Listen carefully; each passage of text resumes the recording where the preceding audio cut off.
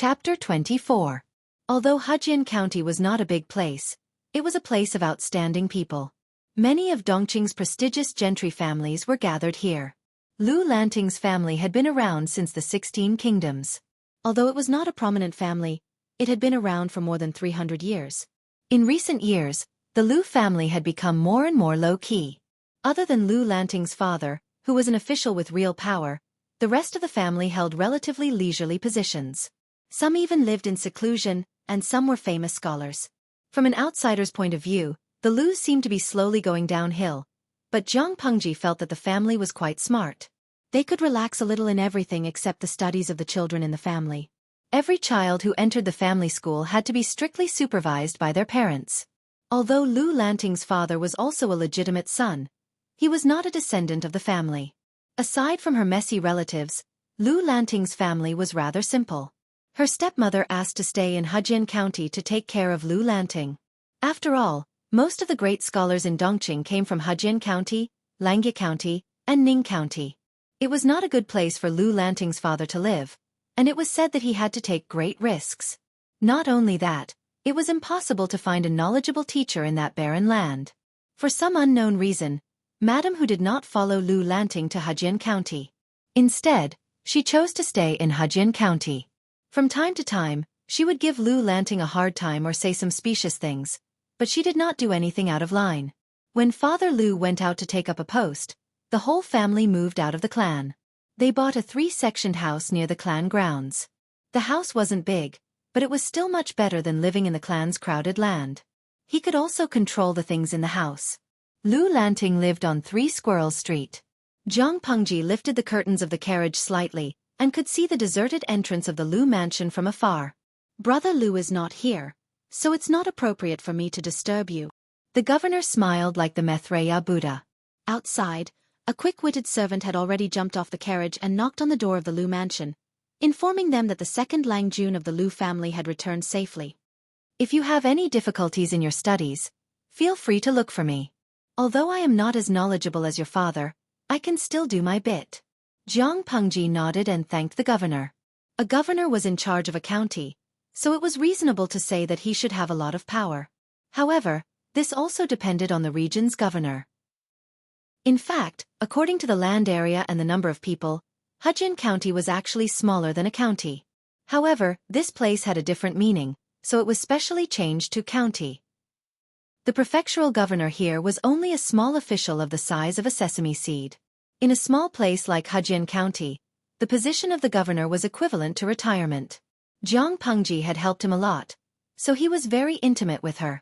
As soon as she finished speaking, Zhang Pengji vaguely heard the Lu mansion servant shout in ecstasy, "Second Lang Jun is back." Zhang Pengji had expected to see a house full of white flags, or at least her coffin.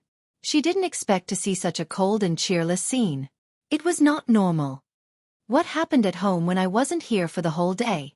The servant was pleasantly surprised by his appearance. In other words, it was as if he had seen his backbone and savior. Zhang Pengji's eyes swept over him, and all kinds of information filled her mind. The servant had slept on the prostitute's bed last night and smelled of alcohol, which meant that he had not gone out to look for Lu Lanting. The rouge on his finger and the prostitute he slept with were not from the same person. TSK, this man does not look honest. The servant had no idea that not only did Zhang Pengji know where he had slept the night before, but she also knew that he had gone to the gambling house to earn some money. She was considering whether to transfer him, a servant who had neglected his duties, from the gatekeeper's office to another position, or to simply dismiss him. Second Lang Jun, you're finally back. The First Lady and Madam Hu fainted when they heard that you were kidnapped. The doctor is still with the First Lady, and he almost passed away last night. Madam Hu fell sick again after she woke up, and she sent all the servants into the mountains to look for you. There is no one left in the house, and now that the master is not home, if anything happens to you. The servant rubbed his hands together. He seemed to be very happy, but his eyes unnaturally avoided Zhang Pengji's gaze. It was a subconscious act of modesty. Zhang Pengji looked away from the servant and chased the unnecessary information out of her mind. What she had analyzed was too much for her eyes to bear. She interrupted the servant's rambling and asked, "Have all the servants who went into the mountains to look for me gone?"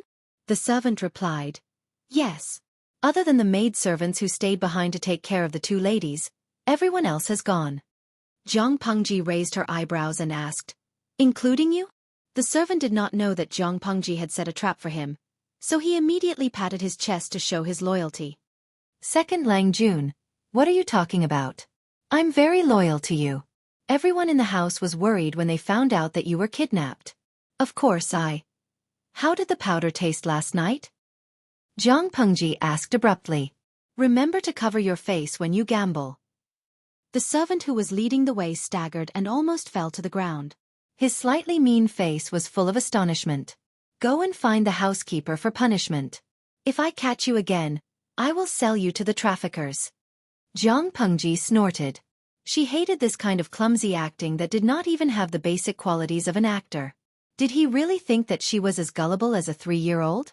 The gatekeeper was so scared that he did not dare to make a sound. He was still in a daze. Coincidentally, the housekeeper of the Lu's ran over. Second Lang Jun. Father Lu had not been back for many years, but the Lu's house was still running well. This had to do with the housekeeper. Jiang Pengji glanced at the old housekeeper and was satisfied. "I'm back. How is mother?" The housekeeper almost burst into tears when he saw Jiang Pengji in the flesh. He had always been a stickler for rules. If he had not been so happy, he would not have run over in such a hurry. "The first madam's condition has worsened. I'm afraid," Jiang Pengji frowned and said, "Let's talk while we walk. Is mother's condition really that serious?" According to Lu Lanting's memory, the second madam had been bedridden and had been taking medicine all year round, but she had looked fine the day before yesterday. She had even cooked a bowl of longevity noodles for Lu Lanting during the flower festival half a month ago, which was Lu Lanting's birthday. The old housekeeper's eyes flashed when he saw Jiang Pengji's unfamiliar clothes, but he did not show it. He just buried the question in his heart. "Yes." Yesterday, a servant did not know what was going on and reported that the second Lang Jun had been killed by thieves. The first madam fainted when she heard that. Madam who was also shocked and immediately sent the servants to look for him. I don't know who he offended, but not long after, I heard that the third Lang Jun was playing with the maidservants in the backyard and accidentally fell and hurt his head. All of a sudden, the 3 masters of the house were seriously ill. They looked for doctors everywhere. Jiang Pengji suddenly stopped in her tracks. She suddenly felt that she had made a mistake. Chapter 25. We provide you with exciting novels to read. According to Lu Lanting's memories, she was a bookworm who only knew how to read books. She rarely paid attention to the affairs of the household. Before Lu Lanting's father took up his post, he had bought the house with 3 entrances. Although it was safe for the second lady to live with the women in her father's backyard, there were too many people in the house. Without an adult male in the house, it was easy for gossip to spread. Perhaps that was why Lu Lanting's father moved his family out. The house he bought was very close to his people's land. If something happened, the second lady could ask for help from her people. If there was nothing else, she could live her life in seclusion. However, how many guards could there be in a small house with 3 entrances? Not to mention the fact that the 2 mistresses in the house had fallen ill, and the bastard son was playing around and banging his head. In this era, if brain injuries were not taken care of in time, they could easily be fatal. Jiang Pengji's head hurt even more when she entered the house. "I didn't die. I was just kidnapped. Those thieves are too stupid, and I managed to escape. Just now, it was the prefect who sent me here." Jiang Pengji explained briefly. Then she thought of the gatekeeper and added, "I'll go see my mother first. Can you find the servants who went looking for me last night? I have some questions to ask them." It seemed that it was not that madam who did not send people out, but that there were too few of them. The servants thought that the chance of survival was too low for their Lang Jun to encounter bandits was too low, so they went to fish in troubled waters. For example, the gatekeeper who fought with the prostitute all night. That showed how lax the family's rules were. Thinking about that, Jiang Pengji could not help but smile coldly. It was true that the Lu family was an aristocratic family, but after Father Lu moved out, he had been working outside all year round. There were no men left at home who could hold the fort. It was almost predictable that the servants would slack off and neglect their duties. It was not that the master was incapable, but that the servants had their own agendas. The second lady lived in the east side of the house. It was different from the bustling scene of an ancient noble family. The Lu family's house was rather desolate. There were only 2 or 3 maids walking around. Those who did not know better would think that the second branch of the Lu family was in dire straits. Although Jiang Pengji was a stepson, the lady was also Lu Lanting's aunt. It did not matter if Jiang Pengji entered the lady's bedroom. It was still sunny outside, but the inside of the room was dark and gloomy, and the air was filled with a lingering smell of medicine. Walking around the screen, Jiang Pengji saw the general layout of the room. It was so simple that it did not look like something a noble lady should have. There were a few boxes on the dressing table. The style was old, and it was obvious that they had been used for a long time. Next to the bronze mirror was an exquisite spring butterfly hairpin. Jiang Pengji's gaze fell on the hairpin for 2 seconds. She then shifted her gaze and glanced at the furnishings in the room. The second lady was lying on the bed, her face as pale as snow. Her black hair was interspersed with many white strands, making her look a little older. Her eyes were dark, and she looked sick. Jiang Pengji took the medicine from the maidservant's hand and knelt beside the bed to take over the task of feeding the medicine. It was a pair of eyes that could see through the affairs of the mortal world, and it also gave off the feeling of being watched by a kind elder. Ting!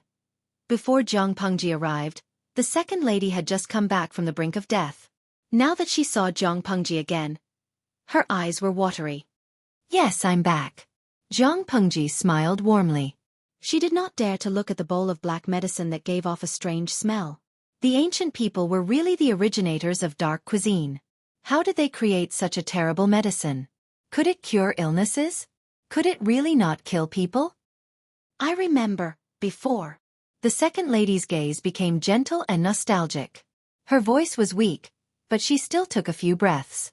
Slowly she said, "Someone said that you were dead. How could I believe them?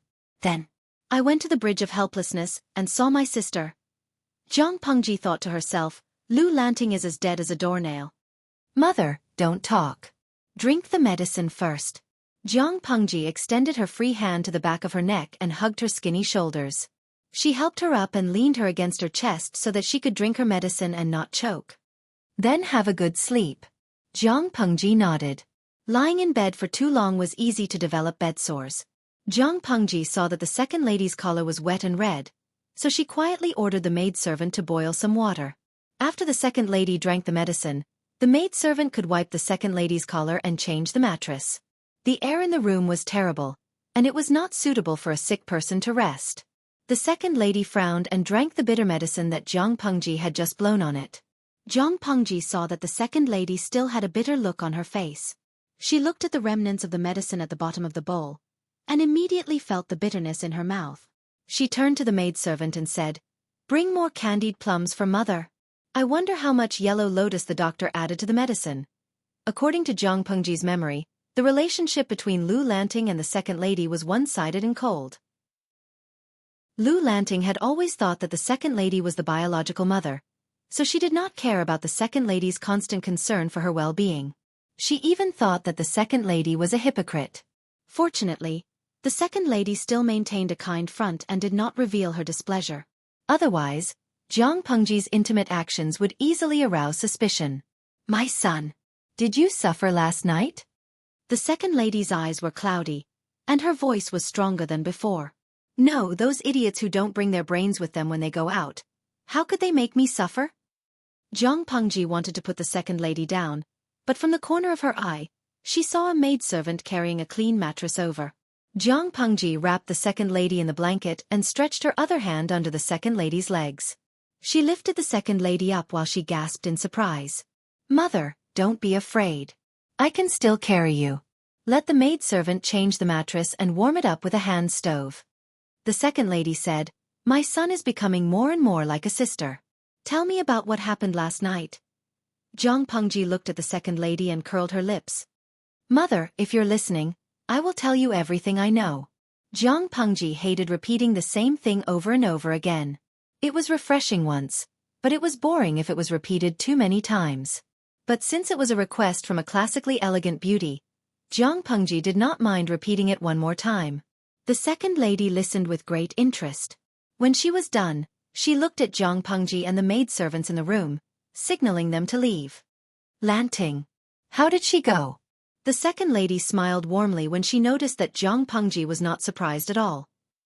Aren't you afraid? Jiang Pengji shook her head. I thought that other people would be more afraid of this kind of thing. The second lady said, You are an honest child. I can hide it from them.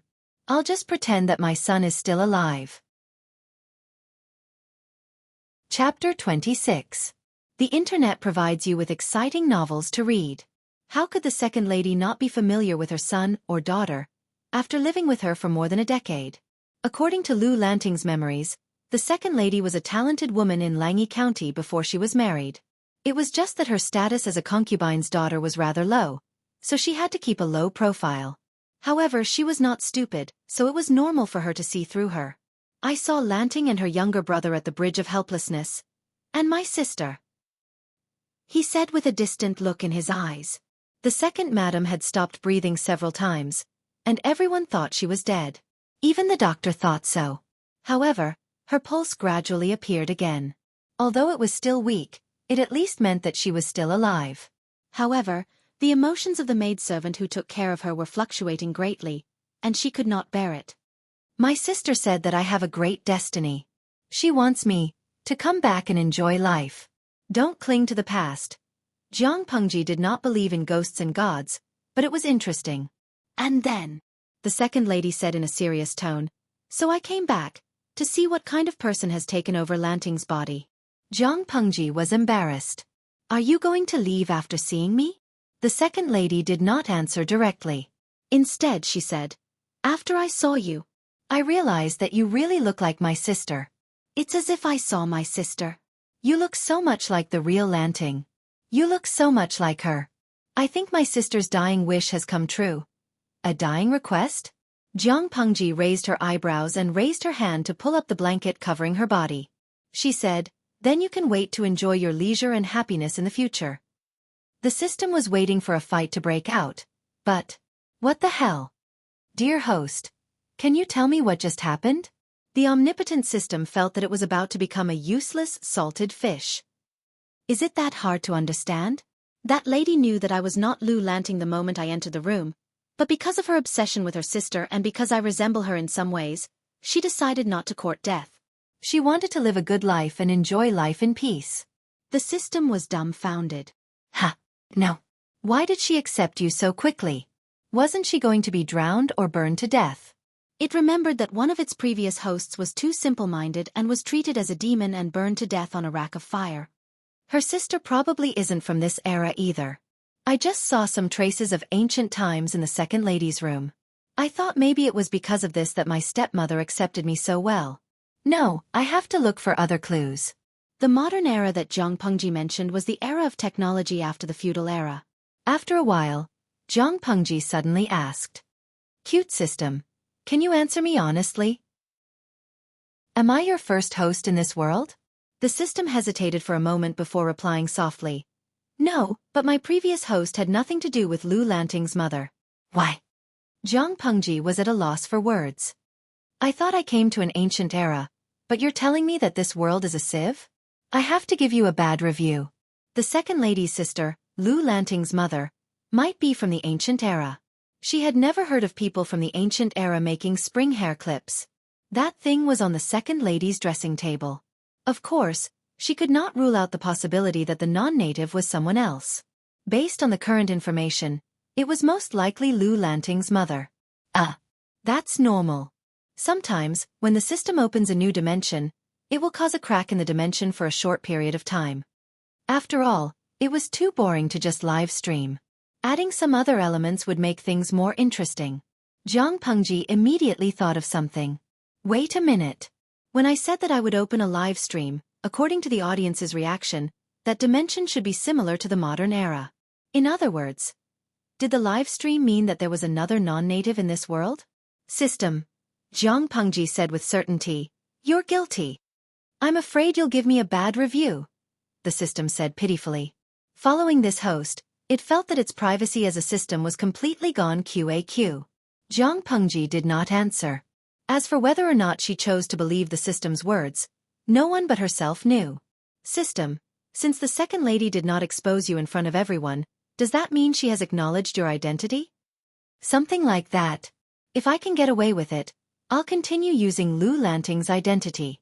If not, I'll use my own identity. The world was big, and there was nowhere to hide.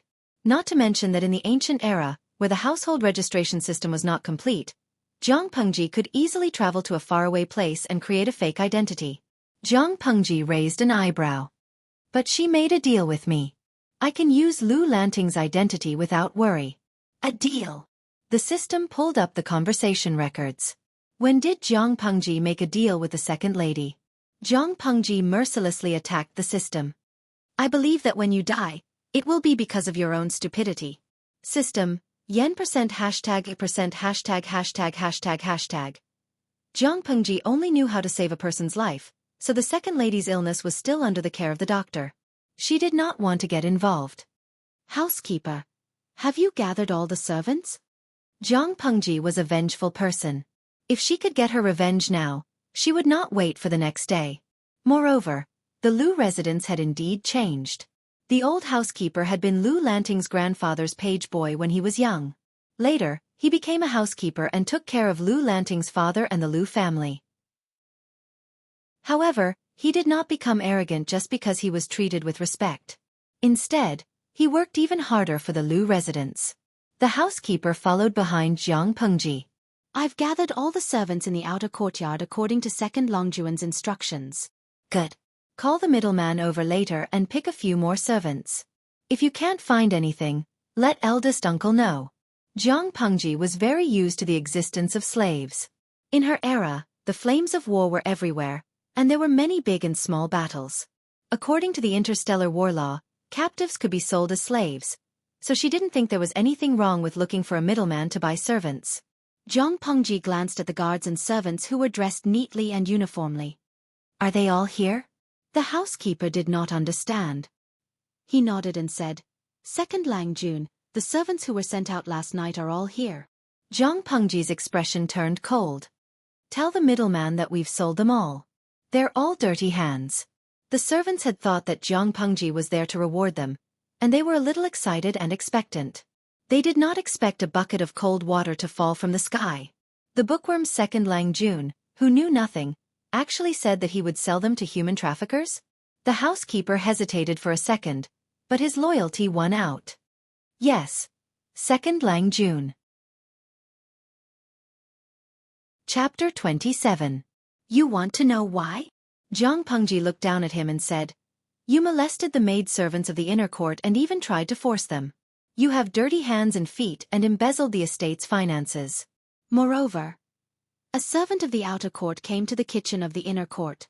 Who gave you the courage? With every word Jiang Pengji said, the servant's face became paler, and his eyes were filled with panic.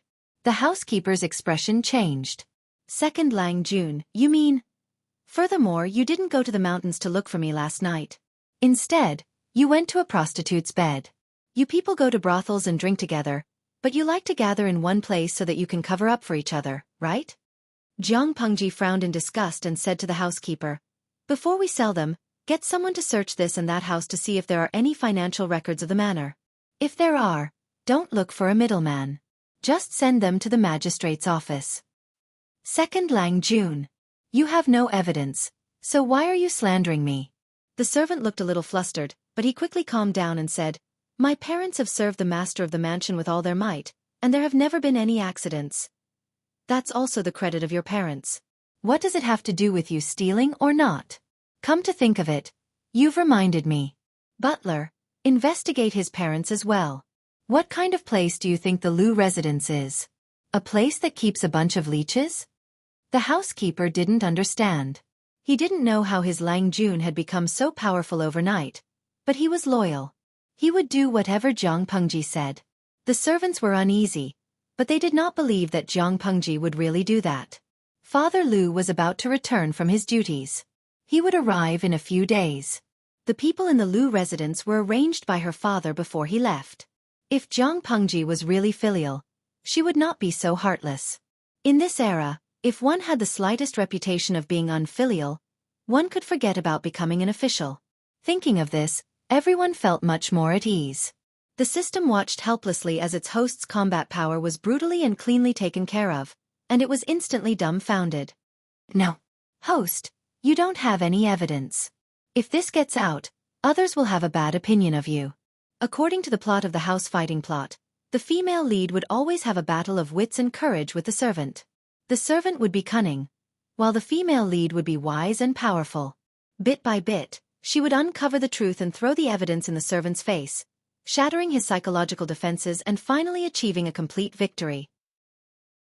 You condensed more than a dozen chapters of exciting otaku fights into 2 simple and crude sentences.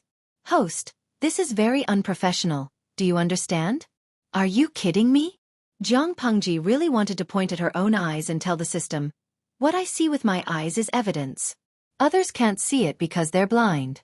Do I have to waste time and effort to point and tell them where to look? The system. Ginseng rooster again. Damn it, the system's days were numbered. Furthermore, do I need to accommodate them when dealing with a few problematic slaves? Do I have to bring out the evidence one by one? Tell me, who is the real master of the Lu residence? Is it those servants or me? Jiang Pengji was speechless at the system's logic. Jiang Pengji smiled and thought to herself, anyway, when the housekeeper finds evidence of corruption or cheating, no one will dare to say anything. This is also a warning. Don't lie to me, or they won't even know how they died. Understand? The system suddenly felt a chill run down its spine. It was as if it had been shot in the knee. Jiang Pengji was not worried that the housekeeper would deal with the servants. She simply ordered someone to prepare hot water and new clothes. The clothes she was wearing belonged to someone else. To avoid unnecessary trouble, it was better to change out of them as soon as possible. You're the fastest host I've ever seen to adapt to a new identity. The system said darkly, unsure if it was being sarcastic. Jiang Pengji said matter-of-factly, that's because I make the best use of my circumstances. If I can be happy, why should I hold my breath? Now that she was Lu Lanting, what was wrong with making use of her status?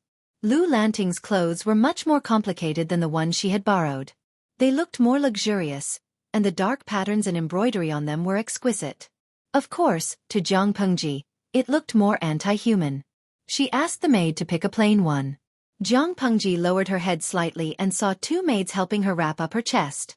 Then, they helped her put on the clothes one by one. Host, it seems like the fact that Lu Lanting is a girl is not a secret in the residence. She doesn't even have a study boy. She only has maids to serve her, the system muttered. I wonder why she disguised herself as a boy. Not everyone knows. Otherwise, those noble ladies would not have been so surprised when they found out that Lu Lanting is a girl. The system asked, specific people. For example, Lu Lanting's maids, the housekeeper, the second lady. They all know about it and will keep it a secret. If other people find out, who knows if they will spread it out because they are too talkative or have other motives.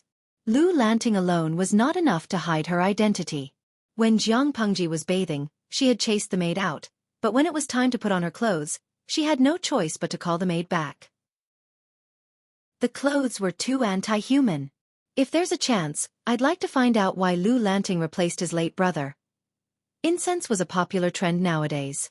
The maids had already prepared her clothes with incense, which had a calming effect on her. After putting on the anti-human clothes, the maid hung a jade pouch on her waist. Jiang Pengji felt like the pouch would jingle when she walked.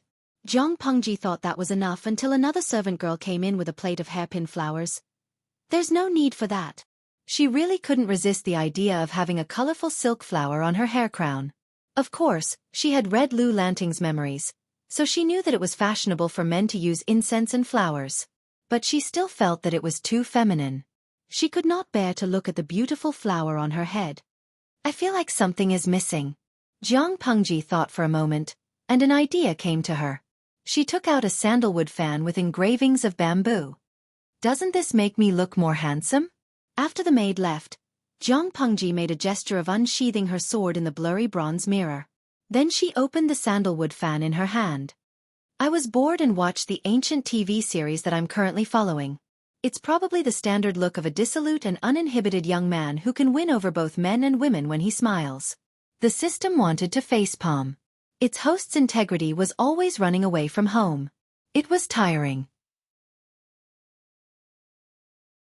Chapter 28. User 3216. From Tieba, the almighty streamer is indeed a mysterious girl 23333 user ray 11, +1. The streamer's posture just now made my heart pound. Alice Baobei. Did the streamer really kill a lot of people yesterday? Zhang Pengji didn't understand. She glanced at the record and found that after she changed her clothes, the originally empty streaming room suddenly had more than 100 visitors, and the number was still increasing. From time to time, a system notification popped up that a visitor had entered the room. System, what's going on? Zhang Pengji was confused. Only 10 viewers came to the live stream the night before. On the other side, the system was also confused by the sudden increase in popularity. However, to prevent Zhang Pengji from becoming a rooster, it immediately displayed its dignity as a system and figured out the source of the wave of viewers in a second or two. The viewers who watched the live stream yesterday took screenshots of the host's live stream and posted them on the public platform of their world, Baidu Tieba. Now, these tourists are attracted by the fame. The number of people in the channel was still increasing, and the system could not help but be speechless. Zhang Pengji reached out and poked at the bronze mirror that was not very clear. A viewer in the bullet screen said that he wanted to see the antique up close. She secretly communicated with the system. This is equivalent to a disguised channel for publicity. That's why these people followed the channel number to find us. Yeah. The system had a worried look on its face. It did not tell Zhang Pengji that in order to guide her to become a qualified warrior of the ancient language, it would reward the host with various live streaming tasks in the future. According to the degree of completion of the tasks, the host would be recommended by the live streaming platform of the dimensional world. Spurring the streamer to rack his brains to broadcast live, the system's behavior was equivalent to an investment, but the investment was small, the return was huge. These were the rigid rules of the game set by the system itself, and it could not be changed. With recommendations, the popularity of the live broadcast room would increase rapidly. Zhang Pengji quickly accepted the setting. Then let me guess. I guess the publicity gimmick is the video of me killing people, hunting and promoting food? People like to watch a good show, so it's not surprising that it could attract so many people. The system, on the other hand, had a bitter taste in its mouth, but it could not speak of it. On the bullet screen, viewers kept asking if the video of him killing the bandits last night was real, and some people kept questioning it. AI. Some guru checked it and said that there is no trace of Photoshop in the video. Host is a liar. If she dared to kill so many people, the people's uncles would have taken her away. Don't rob Lu. I told you that it's a live broadcast of otaku fights. In ancient times, killing thieves would be regarded as heroes. Chives Ban Kai. I don't know which film studio it was shot in. It looks real, but it's actually faking its death. Host, stop lying. Only a fool would believe that there's such a thing as a multidimensional live broadcast. Those who are watching can go home now. Leave the channel to preserve your intelligence. User 1438. But don't you think it's weird? It seems like this channel number can be found on any live streaming platform. User 334. I tried it just now, and I can really find all of them. Panda, grilled fish, and YX are all available. I was scared to death. User 3356. She's stirring things up again. It must be a host who has gone crazy from wanting to be famous. Didn't the news say that a host had transmigrated? In the end, it was proven that the other party was lying. It's obviously fake. User 3838. Crazy from wanting to be famous +1. These women who have undergone plastic surgery, in order to be famous, will call rich men husbands, sleep with them, dance, strip, scream, and have sex with a few men. What can't they do? It's disgusting. They'll open their legs as long as you give them money. User 5567. Crazy from wanting to be famous +N. It's so ugly. Nowadays, any woman who can open her legs can come out for a live broadcast. The culture has been led astray by these sensationalists. I dare predict that when this host becomes famous, she'll definitely send gifts to rich men from thousands of miles away. User 9873. Crazy from wanting to be famous +N. I'll bet 20 cents that she looks like an underage girl, which suits the tastes of some perverts. Zhang Pengji did not set a bullet screen limit for the audience, so there were all kinds of comments on the screen. Most of them were questioning, and some were even cursing. She expressed that it was the first time she had seen such a chaotic scene. It was as if a tank of dirty water had fallen from the sky.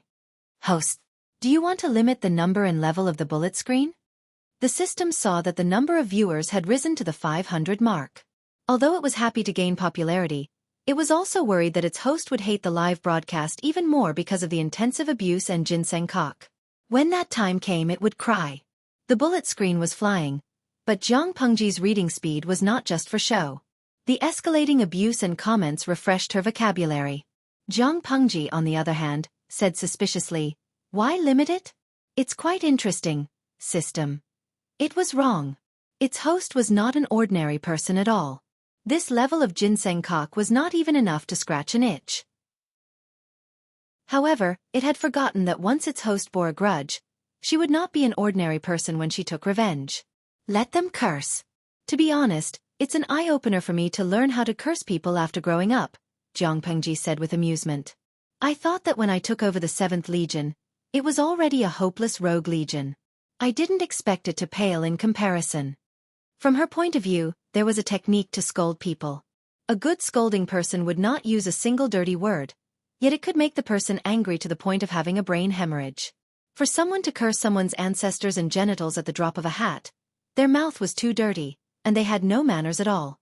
If I were a scholar, maybe I could come up with a social research topic similar to the qualities of modern humans. Jiang Pengji's face did not show the slightest hint of anger. She did not even care about the audience. She had been humiliated to her grandmother's house.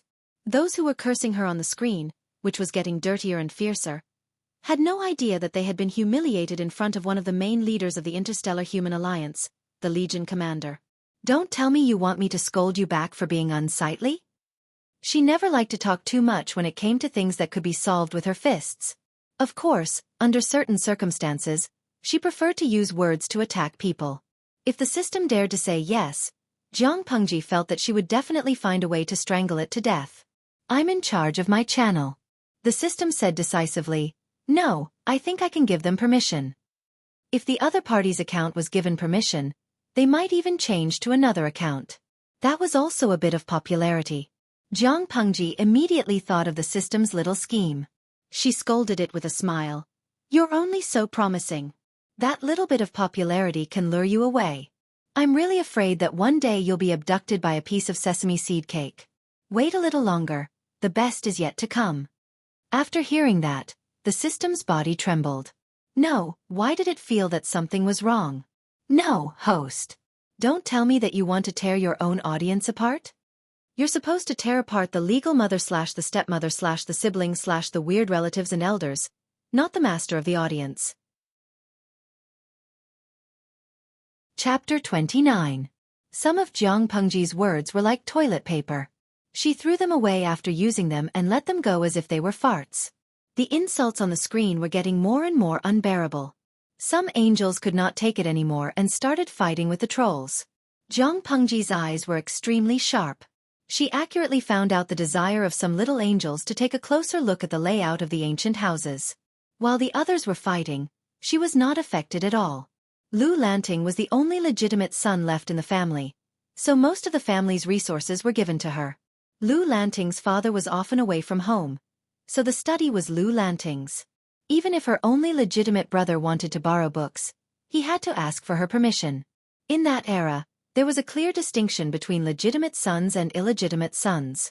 In some aristocratic families, illegitimate sons had a lower status than even servants. She heard that her brother had broken his head playing yesterday. She wondered how he was doing now. She did not need to show any concern for him, nor did she need to be courteous. All she had to do was ask about him. If she asked too much, people would find it strange.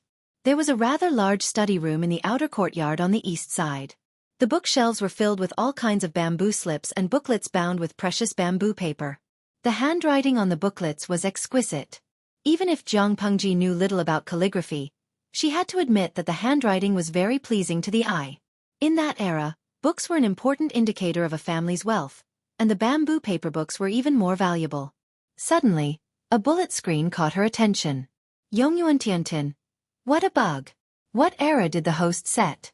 Why does she even have paper? Paper? Jiang Pengji snapped out of her thoughts and picked up the book. She used her thumb and forefinger to feel the paper. It was smoother than she had expected. In her opinion, this kind of paper was frighteningly rough. However, in ancient times, when paper first appeared, it was even more expensive than gold. In Lu Lanting's memory, the paper used by the nobles in the outside world was even rougher than this. It seemed that the Lu family was not as simple as it seemed. Jiang Pengji's interest was piqued, and her lips curled into a smile. It was probably because the scolding was too fierce that many people jumped to this channel to watch the fun. Jiang Pengji glanced at the number of viewers in the live stream, which was about to break the 1,000 mark. The system was probably so happy that it fainted. Maybe it was grinning all the way to its earlobes. Just then a maid outside the study whispered, "Second Lang Jun, Madam Who wants to see you." Madam Who? Jiang Pengji frowned slightly, as if she was wondering why the system was looking for her. The system, which was pretending to be dead, immediately said excitedly, "Ah. You're thinking too much. It's probably because of the servants. It just so happens that I was planning to go there as well." Jiang Pengji put the book back on the shelf, walked to the door and said to the servant girl, "Lead the way, don't let Lady Di wait for too long." At this time, the bullet screen was filled with a few new and refreshing content. Who doesn't bathe? Puffed, did I hear it wrong? Second Lang Jun. Which dynasty is that? I almost heard it as Erlang Shen. Who doesn't bathe? Ha ha ha ha, I almost heard it wrong too. Big cousin's instant noodle hair popped up in my head. 23333. Jiang Pengji did not understand. She knew about Erlang Shen, who was a mythical character from ancient times. But what the hell was Big Cousin and instant noodle hair? Murue Huakai. Host, where did you find such a classic beauty? She's so classy. I think she's much better than the wax figures in the museum. Can you zoom in and adjust the angle? I want to see closer. Zoom in, zoom in. I'm begging on my knees. Jiang Pengji frowned. Coincidentally, the maid missed a step, and half of her body leaned forward. She was about to fall. Be careful. Without thinking, she took a wrong step and appeared next to the maid in a flash. Her long arm wrapped around the maid's slender waist, and her other hand stretched to the maid's shoulder to stabilize the maid's smooth and slender shoulder. With a beautiful turn of her body, she dispelled the force of the fall and allowed the two of them to stand firmly. Be careful next time. Otherwise, if you miss a step, you might not only fall but also sprain your ankle. Jiang Pengji let go of the maid without hesitation, but she still looked gentle and concerned. She did not scold the maid at all. Thank you, Second Lang Jun. The maid bowed in shock, afraid that Jiang Pengji would scold her. She did not expect Jiang Pengji to not only help her up, but also show concern for her. A clear stream of comments drowned out the scolding from before. Murue Huakai. I was so happy just now that I took a few pictures of classic beauties. I don't have to worry about changing the screensaver on my computer and phone, but I was caught off guard. Host, how could you tease such a beautiful woman? Yongyuan Tiankong. Caught off guard. You're so lucky. Tudu Feichio. 23333. When it comes to flirting with girls, you're the best. Don't snatch wa Lu. I felt like my heart was about to explode. Let go of that, host, and let me do it. You're welcome. Hurry up and go to Madame Di's. I don't know why she's looking for me. The maid was Madame Hu's servant, and she was usually rude to Lu Lanting. But today, for some reason, she felt an impulse. She tilted her head slightly and reminded Lu Lanting in a low voice. Second Lang Jun, it seems that the housekeeper in the manor has gone to Madame Hu's. Her family is making a scene, saying that Second Lang Jun has mistreated them. Tudu Feichio. 23333333333. I can guarantee that the maid has been mesmerized by the male hormones of the stream. Jiang Pengji glanced at the comments and smiled helplessly. Host V. A beautiful and cute girl has the right to be cared for. I can't bear to see her frown because she sprained her ankle. Suddenly, the comments exploded again, and a series of 666666666 flew by, wiping out the quarreling comments. Jiang Pengji was in a good mood, not only because of the clear stream of comments, but also because of the information that the maid had revealed. There were always people who were considerate enough to know that she needed a chicken to warn the monkeys, so they offered themselves to her. Tudu Feichio, I have a bad feeling about this. Why do I feel like the host is about to make a big move? On the other hand, Madame Hu had just calmed down, secretly cursed Jiang Pengji in her heart. She did not know what she had done to this brat. She kept finding trouble with her. The older one had left to take up his post, and the younger one was still causing trouble. After taking a sip of tea, Madame Hu tilted her body with a headache. Her pale face showed signs of sickness. The housekeeper couple and their son were kneeling on the ground. Tears streamed down their cheeks as they told the housekeeper how loyal they were to the Lu residents. They didn't neglect the Lu residents at all.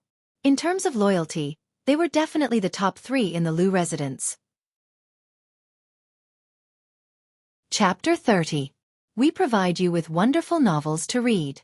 As for their son, they had been working hard for the Lu family all their lives, all for this. 30? Their baby? He had begged the housekeeper to give him a position as a guard, so that he could climb up the ranks step by step and have a place in the Lu family.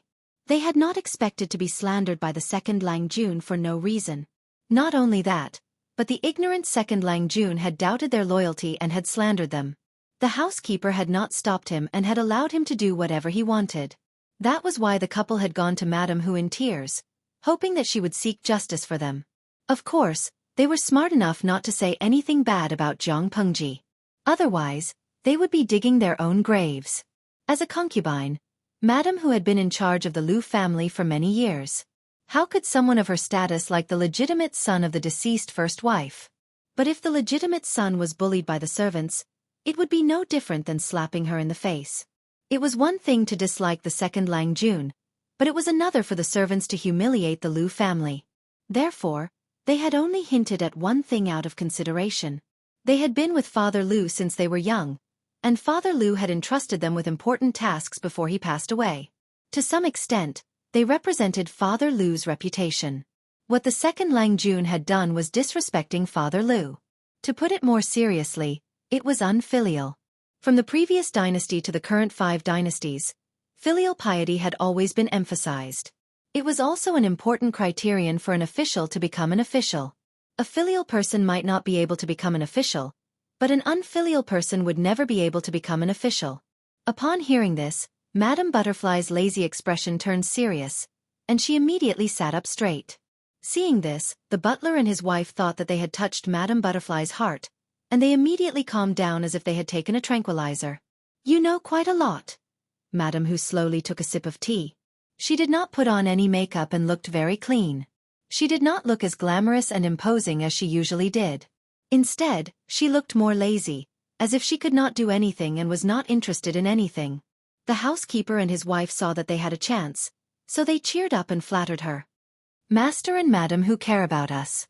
We have been in the family for so many years and have been influenced by Master's literary talent. I feel like I have a few jars of ink. Madam Hu's eyes flickered and her neatly trimmed black eyebrows furrowed. I am just a lowly concubine. Other than the late lady and the one in the eastern inner court, no one has the right to call me master. The butler and his wife continued to flatter Madam Hu and said, Madam, you don't have to say that. Everyone knows that you and old master are childhood sweethearts. You are a match made in heaven. If Madam hadn't taken advantage of... He lowered his head and spoke. Madam Hu had placed an exquisite embroidered screen in front of her, so the gloomy look in his eyes could not be seen. The maid knelt outside the door and whispered, Madam Hu, the second Lang Jun is here. Madam Hu tightened her grip on the black wooden table beside her and said, Let him in. Jiang Pengji could enter the second lady's room as she pleased, but she could not treat Madam Hu that way. Fortunately, Madam Hu and Lu Lanting did not interact much. They were strangers, so Jiang Pengji was not afraid of being recognized. The maid opened the door and sat down on Madam Hu's right. May I know why you are looking for me? She could see Madam Hu's face from her seat. Jiang Pengji, who was used to seeing beautiful women, was stunned the moment she saw Madam Hu. Madam Hu's appearance was not that of a noble lady, but it was what Jiang Pengji admired the most. Seductive but not seductive, gorgeous but not uncommon. She exuded a mature temperament and style from head to toe, causing others to feel a fatal temptation, yet because of that indescribable aggressiveness, they had no choice but to maintain a certain distance. Her eyebrows carried a hint of heroism, which made her look more spirited. There was a mole at the corner of her right eye. Her eyes were half closed, and her thick long eyelashes moved with her breathing, as if she was trying to tickle someone's heart. All in all, this was a charming, mature, and beautiful woman who was born with the aura of a royal sister. This kind of beauty was not something that a little girl who was still wet behind the ears could disguise. Her natural charm, self-restraint, and bearing all required the accumulation of time to create such a stunner. There was no generation gap when it came to beauty, regardless of the era. If Madam Who could amaze Jiang Pengji, it was only natural that the audience would fall for her. Yongyuan Tiankong. Ah, what a beautiful lady. Mama asked me why my phone screen is so wet. Mui Hua Kai. */W***. So beautiful. I have a new screensaver. The beauty is so recognizable. Don't snatch wa air Lu. Streamer, the moment I saw your dad's mistress, I decided to be friends with you. User 3216. Beautiful lady, I've already ruined a phone and a computer by licking them. User A11. Thank you for the OP's recommendation. It makes me want to recommend it too. There are so many beautiful girls in this live broadcast channel. It cured my face blindness. The barrage on the screen was like a fountain erupting. Countless PR almost drowning the entire screen. Jiang Pengji did not look at it for long, but according to her memory, even if it was only for a moment, she could remember the smallest details with just a glance. The system did not have to deliberately feel for it to know that Jiang Pengji was happy and relaxed at that moment. This discovery made it a little confused. The system said, I don't care if you're flirting with girls, but BG harem fights do not support the host playing GL side quests. Otherwise, I'm going to cry. Jiang Pengji secretly rolled her eyes. Sometimes, the system was cuter when it was quiet. Everyone loves beauty. It's just a hobby of mine. Who gave you the wrong impression that I might like girls? As Jiang Pengji chatted with the system, Madam Whose slightly hoarse voice could be heard from above. Where are you looking at, Erlang? In fact, the seemingly lazy Madam Who was also distracted for a moment. Of course, Madam Who was in a daze not because she thought Jiang Pengji was beautiful, but because she saw Jiang Pengji's blurry figure walking slowly through the half-transparent screen. She had the illusion that an old friend had returned, and she almost lost her mind. But she quickly hid it, and Jiang Pengji happened to look away at the same time, so no one noticed. Jiang Pengji smiled gently, like a piece of warm jade. I'm looking at Aunt Dai, whom I haven't seen for a long time. Everyone was bewildered when they heard this. She was the legitimate son of the family, so why would she tease her stepmother? But Jiang Pengji did not say it without thinking. According to her observations, Madam Who knew Lu Lanting's secret. Chapter 31. Madam Who had never liked Lu Lanting. When she was in charge of the Lu residence, she did not deliberately bully the son of the first wife, but she was not on good terms with him either. They would only meet 3 to 5 times a year, but they would only exchange a dozen words. She was very cold. Under such circumstances, Madam Who knew Lu Lanting's biggest secret, but no one knew about it. Either Madam Who had other concerns, or the lady did not hate her as much as Lu Lanting thought she did. Madam Whose interest was piqued when she heard Jiang Pengji's unexpected words. What did you see? People are like fine wine. Their fragrance increases with age. You haven't aged after so many years, and you're even more charming now.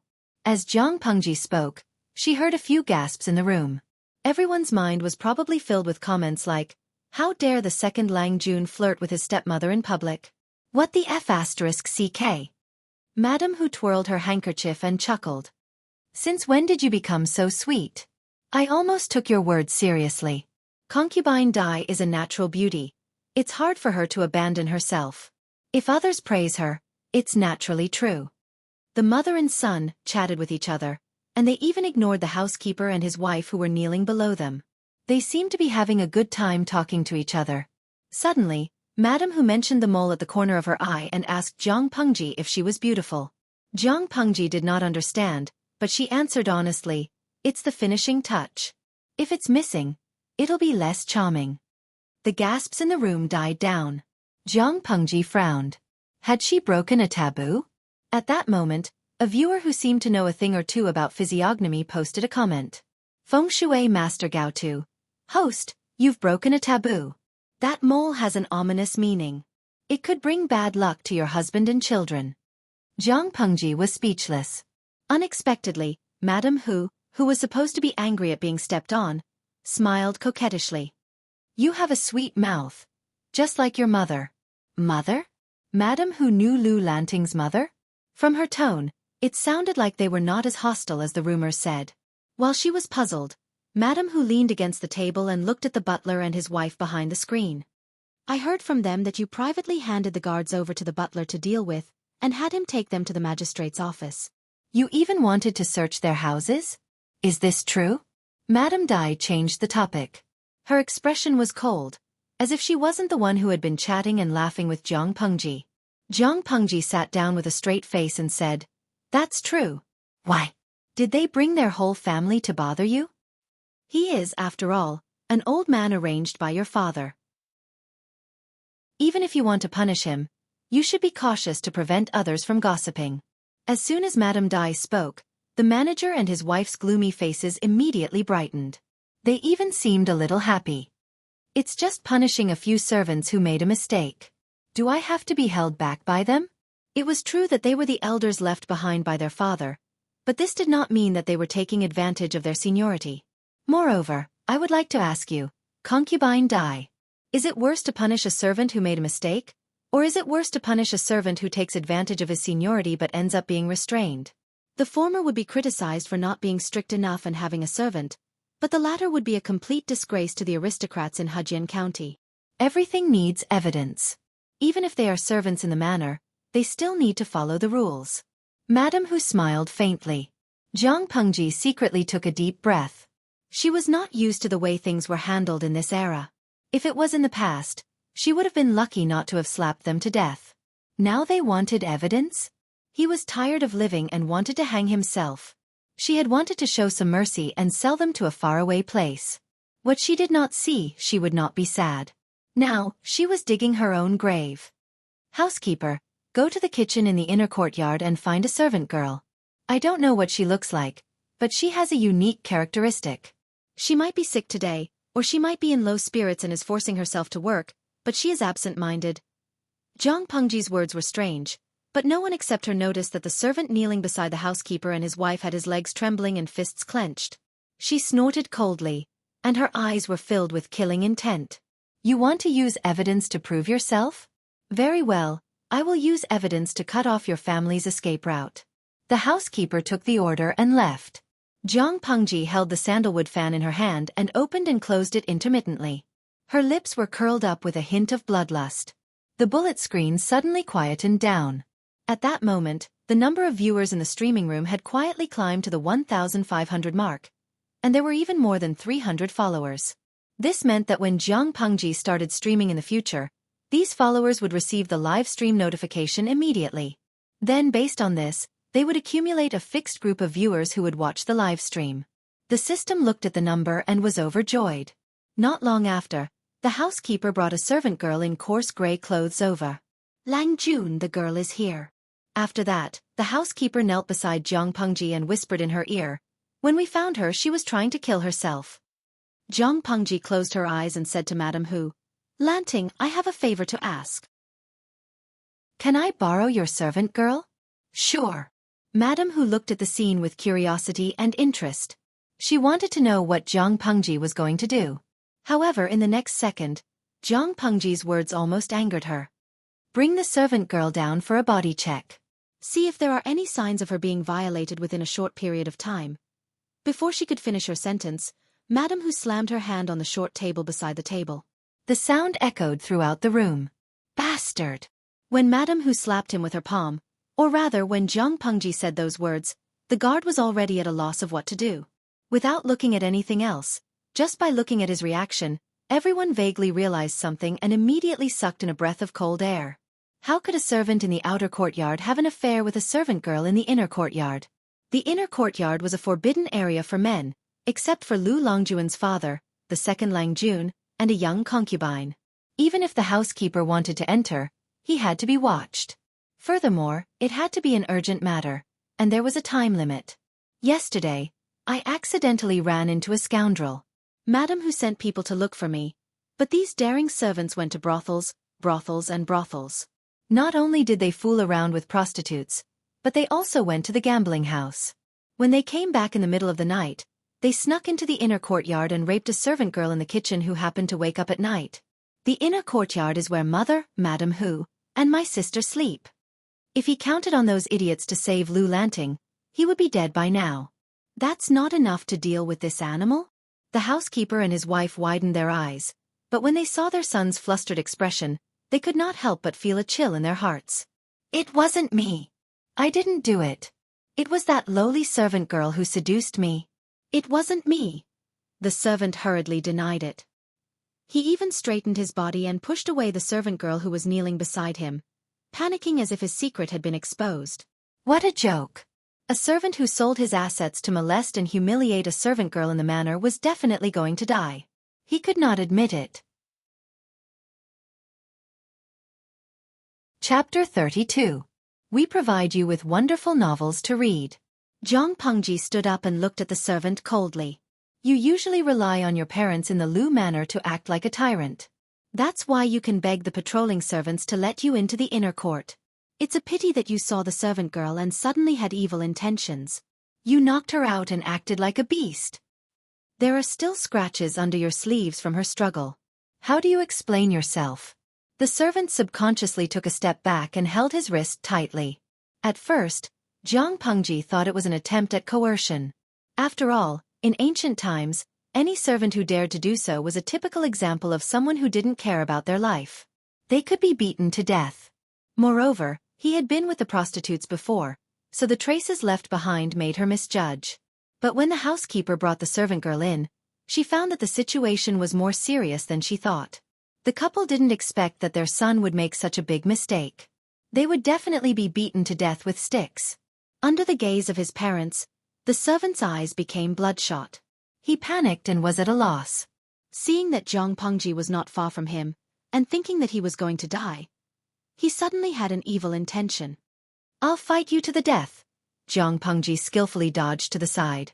The room suddenly became chaotic. No one expected him to be so daring. Unable to catch Zhang Pengji, the strong and well-trained servant immediately targeted Madame Hu. She was a woman who was sick not long ago, so she was the easiest to deal with. But Zhang Pengji immediately realized his intention. She slapped him in the face with her sandalwood fan. Taking advantage of the moment when he closed his eyes, Zhang Pengji lifted her leg and kicked him in the leg, forcing him to fall forward. Slap. Zhang Pengji used the closed sandalwood fan to slap his face. He didn't know how much strength she used, but the slap made him fall to the ground. From his temple to the bridge of his nose, there was a swollen red mark that was 2 fingers wide. One of his eyes flowed with tears of blood. You've dirted my fan. She threw the blood-stained sandalwood fan to the side of the servant who was curled up on the ground, covering his eyes and howling in pain. The whole thing happened in the blink of an eye. In the end, Zhang Pengji ordered her men to bring the couple in charge under control as well. Not only was the room silent, but the entire bullet screen was also blank. It felt unprecedentedly peaceful. Housekeeper, have you searched their house? How much money did they embezzle from the manor? Report to the magistrate court according to the actual number. Remember, when you send him over, feed him a bowl of mute medicine. As for him, hee. Gather all the servants and let everyone see what it means to be beaten to death. Concubine Dai was frightened just now. Remember to get a doctor to prescribe some medicine to calm the nerves. The atmosphere in the room was heavy and frightening. The housekeeper was used to seeing storms, so he was very receptive to it. Lang Jun, I've checked it out. Speaking of this, the old butler felt a little embarrassed. He didn't expect that someone would be able to embezzle so much money under his nose. According to the current laws, if the butler and his wife were taken to the magistrate's office, they would eventually be sentenced to death. However, Lang Jun had really grown up. He could still remember to be considerate in this kind of angry situation. After all, they were old people from the Lus. Who knew how much the couple knew about the affairs of the manor? They couldn't be released unless they were mute.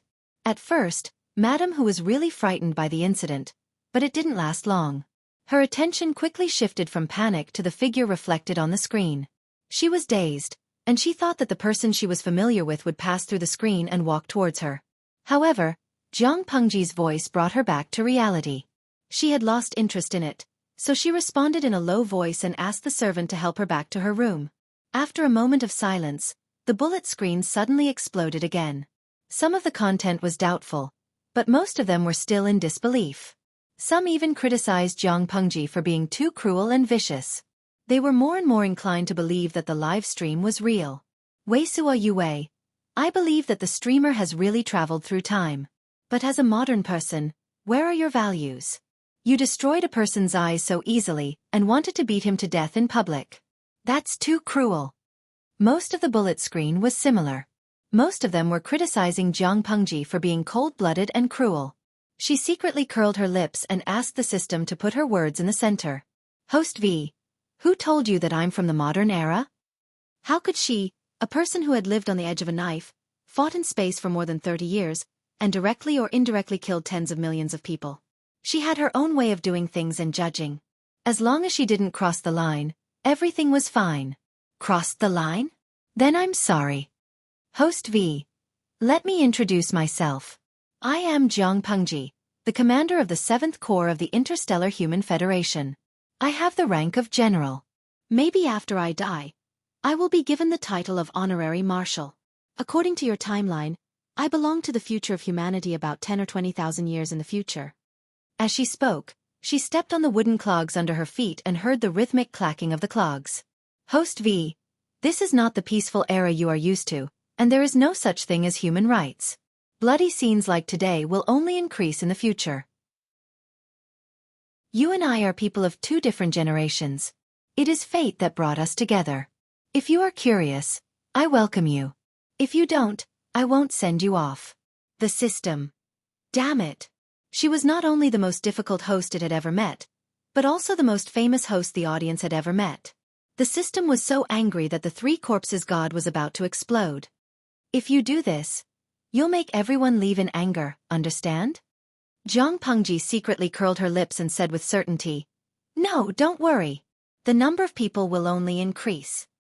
The system did not understand, but Jiang Pengji was too lazy to explain. A host from tens of thousands of years in the future streaming in the ancient era that seemed to be thousands of years ago, and it was real. Was the gimmick not big enough? The system quickly realized that the number of people watching the live broadcast was slowly climbing towards 2,000, and it was getting closer and closer to the 2,500 mark.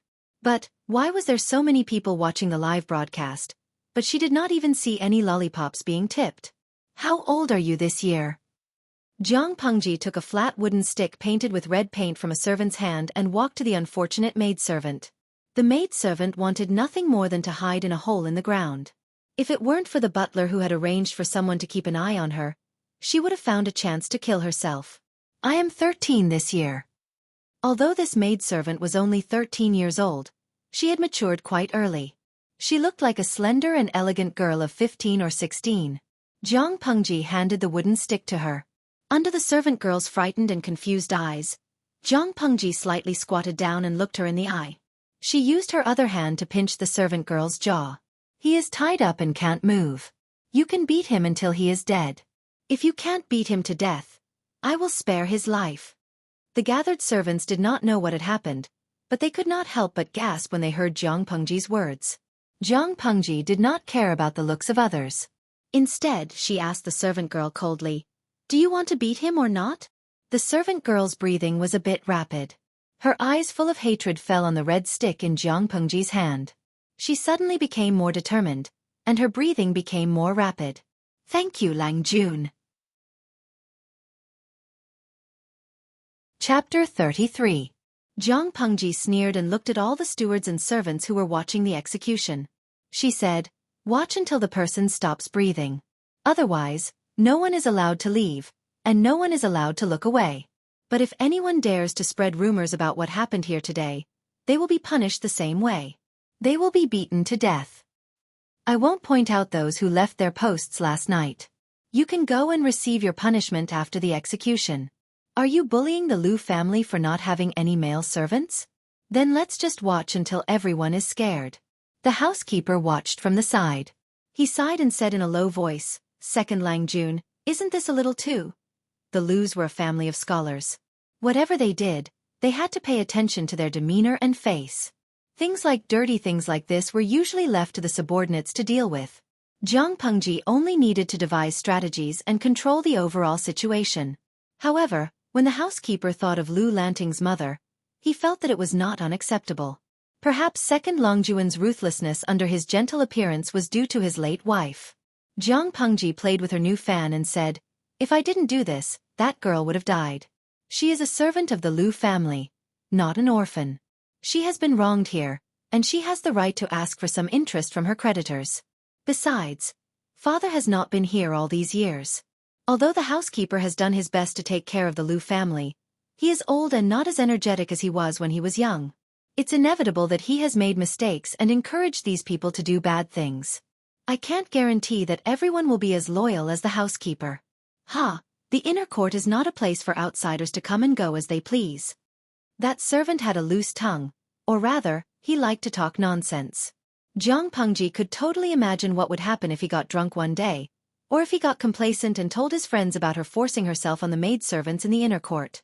Then the whole Hejian county would know about it. By then, the reputation of all the women in the Lus would be ruined. If he didn't die, who would? The housekeeper was still worried that after today's incident, the entire Hejian county would know that the second Lang Jun of the Lu family was a cruel and merciless person. At this time, the sun was not too strong, and it was a little cold when it shone on their bodies.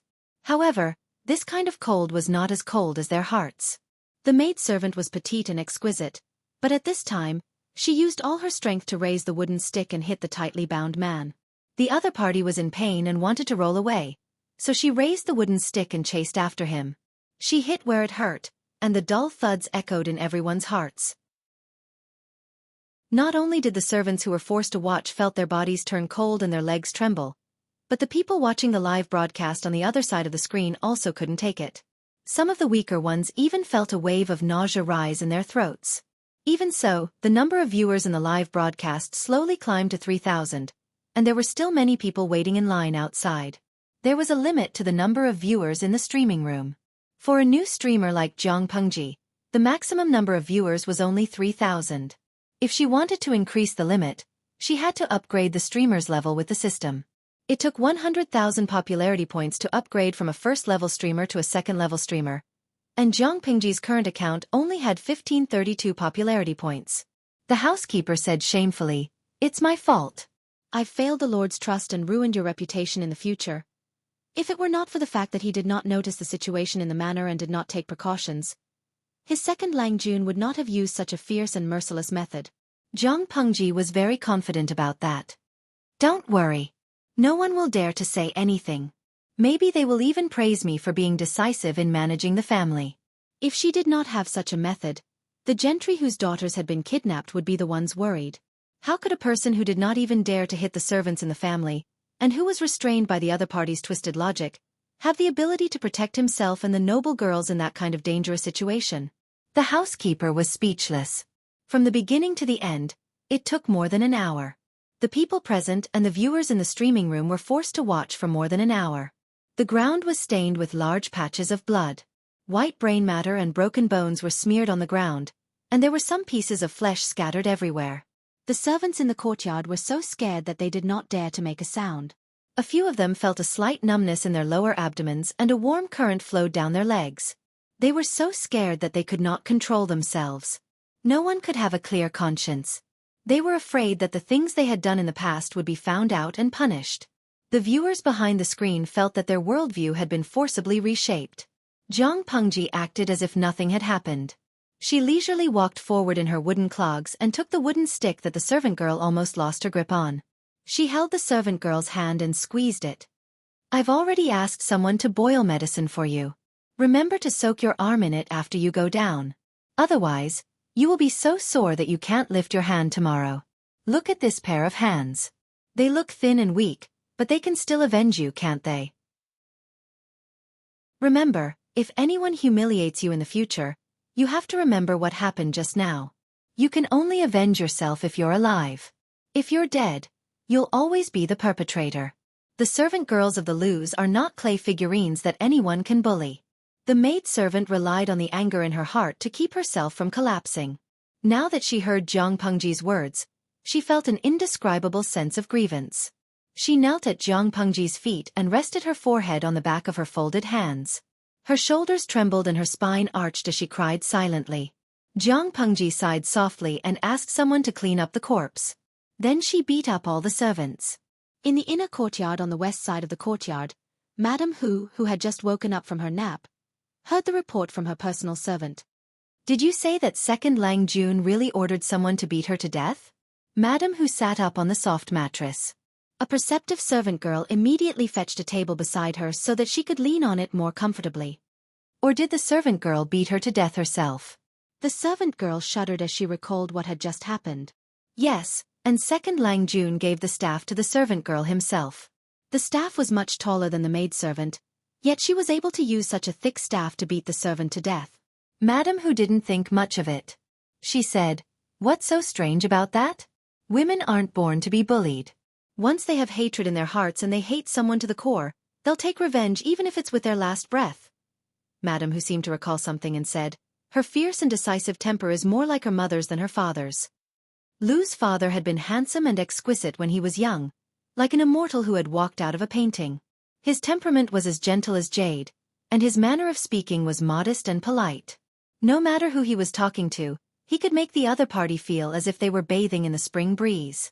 Of course, this guy had grown up drinking black ink.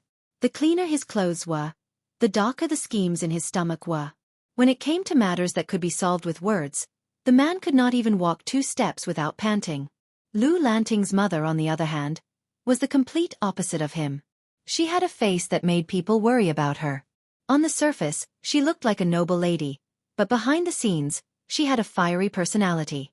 She also liked to cause trouble, and no one could understand what was going on in her head. Their daughter was a combination of their characteristics.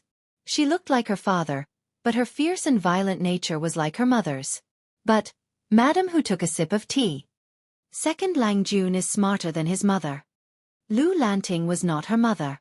If she got into trouble, there was no Lu Shi to clean up for her. It was better for her to rely on herself. The servant girl did not understand. "But, Madam, Second Lang Jun's actions are bad for his reputation." Chapter 34.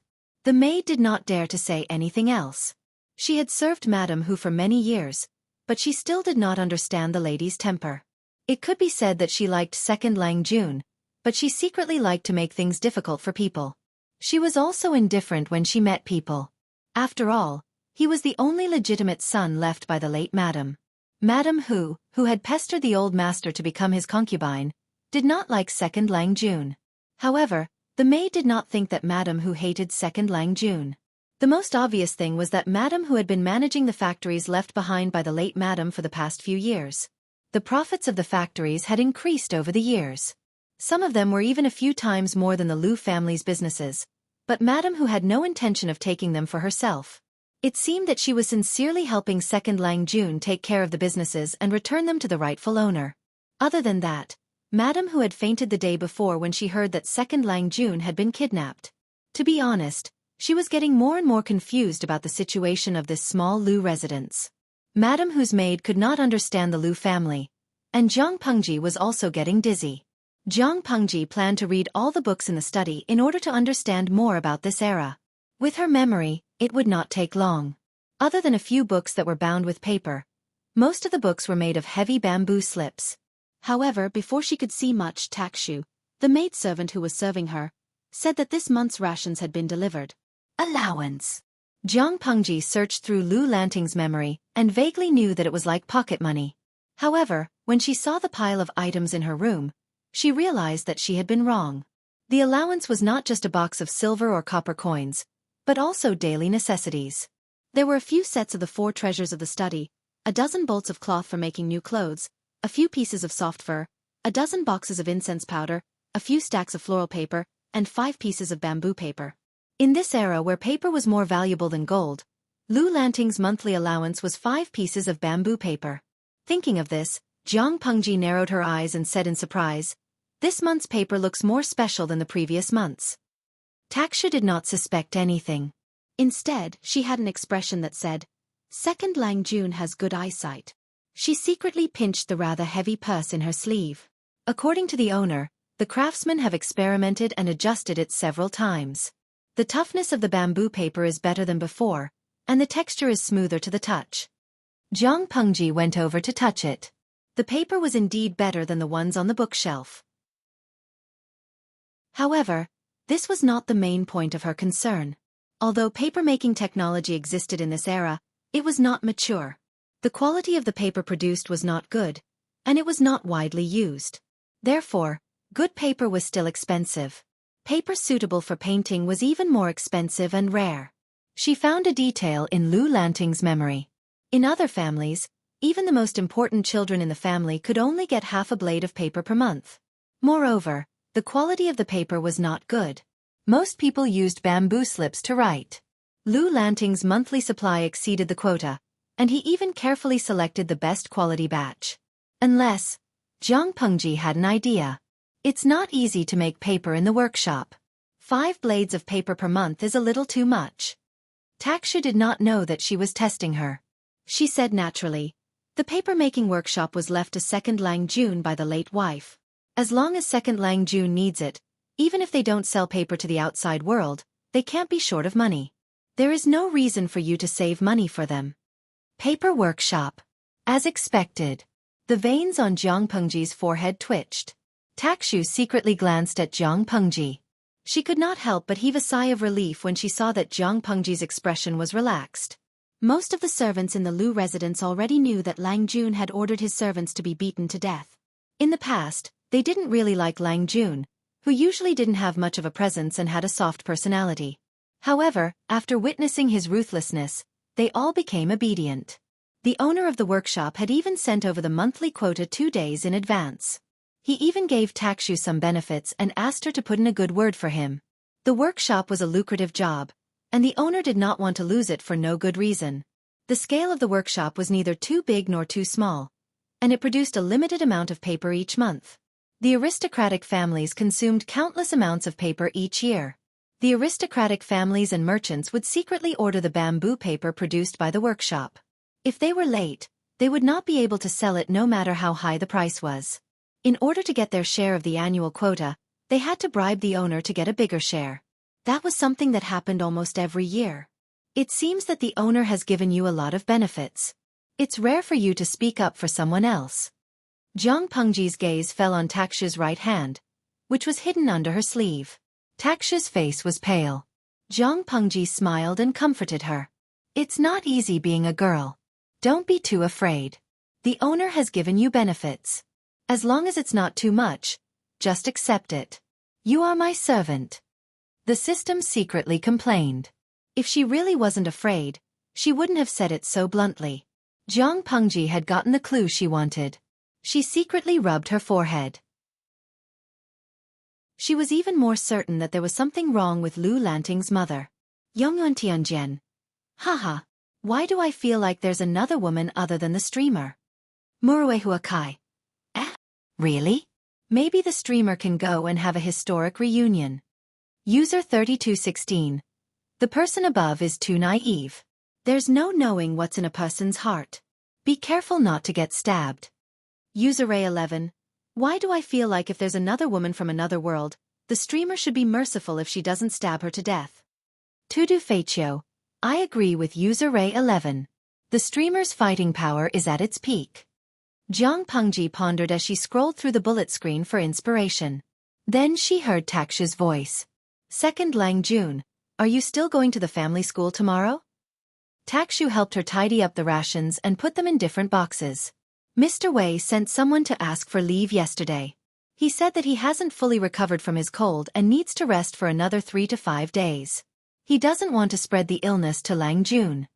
Lu Lanting's teacher was sick and had asked for leave for 3 days. Jiang Pengji did not expect him to still be ill. The family school? Jiang Pengji furrowed her brows. It was a place where children went to school. As far as she could remember, Lu Lanting did not like going there. Most of the time, she hired a teacher to teach at home. Jiang Pengji wanted to refuse, but many viewers wanted to take a closer look at the ancient family school.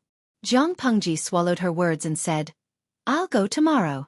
I haven't been to the family school for a long time, and I don't know what it's like now. Takshu, remember to ask the butler to prepare some rations for Mr. Wei so that he can rest in peace. Chapter 35. No matter what era it was, a child's education was always a huge expense.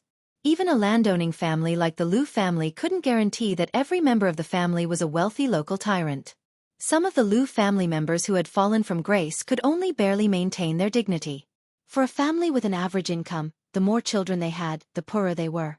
While they appeared to be doing well on the surface, their quality of life was very worrying. How could they afford to pay for their children's education when they could barely afford to eat? Therefore, the emergence of the family school greatly eased the burden on their children's education. The tutors and tutors were all paid for by the family. Many people only needed to send their children to the family school. There were 2 free meals a day, and if the children could not finish it, they could take it away. Every month, the family school would provide them with clean brushes, ink, and bamboo slips. In ancient times, the cost of going to school was very high.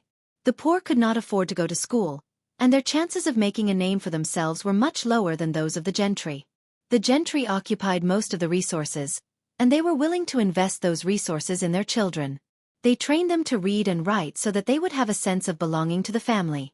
When they grew up and made a name for themselves, the resources would be invested in the education of the next generation. The birth and continuation of a gentry family could not be separated from this virtuous cycle of growth. Jiang Pengji held the scroll. Because of Lu Lanting's memory, reading and recognizing the words were not difficult, but writing was a problem. Not only are the clothes anti-human, but even the writing tools are anti-human. Jiang Pengji tried to hold the brush as if she was facing a formidable enemy, but the soft tip of the brush did not listen to her. What she wrote was like a weird pile of excrement. She tried a few times to no avail, so she threw the pen away and destroyed the shameful evidence.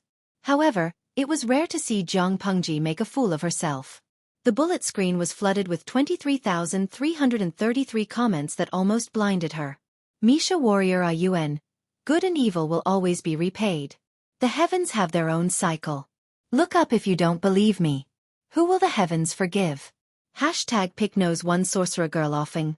Woman beg me. I can teach you hashtag grimace one host v. No. Jiang Pengji muttered to herself, I shouldn't have agreed to go to that damned family school. Takshu, the maidservant, heard the commotion outside and quietly poked her head in. She asked, Is something the matter, second Lang Jun? It's nothing. I accidentally dropped the pen. Her lips were almost pressed into a straight line. She looked at the pen lying on the ground as if she was looking at her mortal enemy. Amidst the mocking comments, she sighed and squatted down to pick up the pen. The audience who was rejected did not seem to see Jiang Pengji's rejection. They copied and pasted a large section of the basic essentials of calligraphy from somewhere. Jiang Pengji's eyebrows were knitted into a tight knot. Her right hand mimicked Lu Lanting's grip on the brush in her memory. Then, she combined the basic essentials of the brush strokes on the bullet screen. Her hand trembled as she tried to get closer to Lu Lanting's handwriting. Lu Lanting's memories were like supplementary materials to her. As long as she did not purposely search through them, her memories and emotions would not be affected. However, there was a downside. Jiang Pengji's habits and actions were basically her own when she was not purposely hinting at them. Even if she purposely imitated Lu Lanting, it would still be easy for people who were close to her to see through her. There was not much in the study, but there was an abundance of bamboo paper. She did not mind using it to practice calligraphy. Lu Lanting could only use up half a month's worth of bamboo paper. She saved up the rest and stored them in boxes. At first, she was not used to writing with a brush. The tip of the brush was too soft, and if she was not careful, her handwriting would become very ugly. But after a few tries, she gradually got the hang of it. She used her ability to control her arm strength and slowly gained experience. After practicing on a few pieces of paper, her handwriting was 50% similar to Lu Lanting's. It made sense. She had practiced according to Lu Lanting's memory. Of course it was similar. The audience watched in disbelief as the streamer's handwriting changed from lying down to standing up. Why did she become a streamer if she was so good at learning? Some of the audience members who had learned calligraphy told them how difficult it was for them to practice calligraphy. Sometimes, their arms and wrists were so swollen that they could not move. They complained, Streamer, you're not human. Although she had learned some things, her handwriting habits could not be changed in a short period of time. Jiang Pengji looked at the sky outside and placed a pile of bamboo slips on the table. She then took out some bamboo paper and began to copy. Misha Zhan Yuan. Illiterate people. What are these words? Pijing Zhanjian. I can vaguely recognize that the streamer is copying the Analects of Confucius. I remember that ancient books were very expensive. If the streamer's family has a collection of Analects of Confucius, they must be well off and have a high social status. Jiang Pengji saw this while she was copying and suddenly replied. Host V. Yes, the Lu family is doing well. If I were a commoner, I would probably be in a bandit stronghold, broadcasting how to tear people apart with my bare hands. Or I would be traversing the mountains and teaching you how to survive in the wild. Jianluo Zenshan. I can understand that you're broadcasting how to survive in the wild, but what the hell is tearing bandits apart with your bare hands? Host V. This ignorant ancient era was very chaotic. Hujin County is considered orderly, but there are still many bandits nearby who specialize in robbing passing merchants for a living.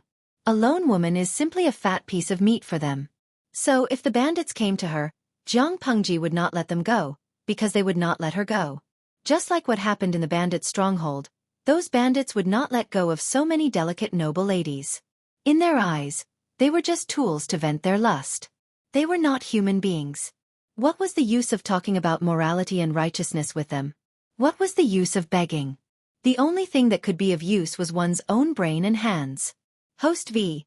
You can either be humiliated by dozens of men in the bandit stronghold and become their tool to vent their lust. If you're lucky, you can get pregnant.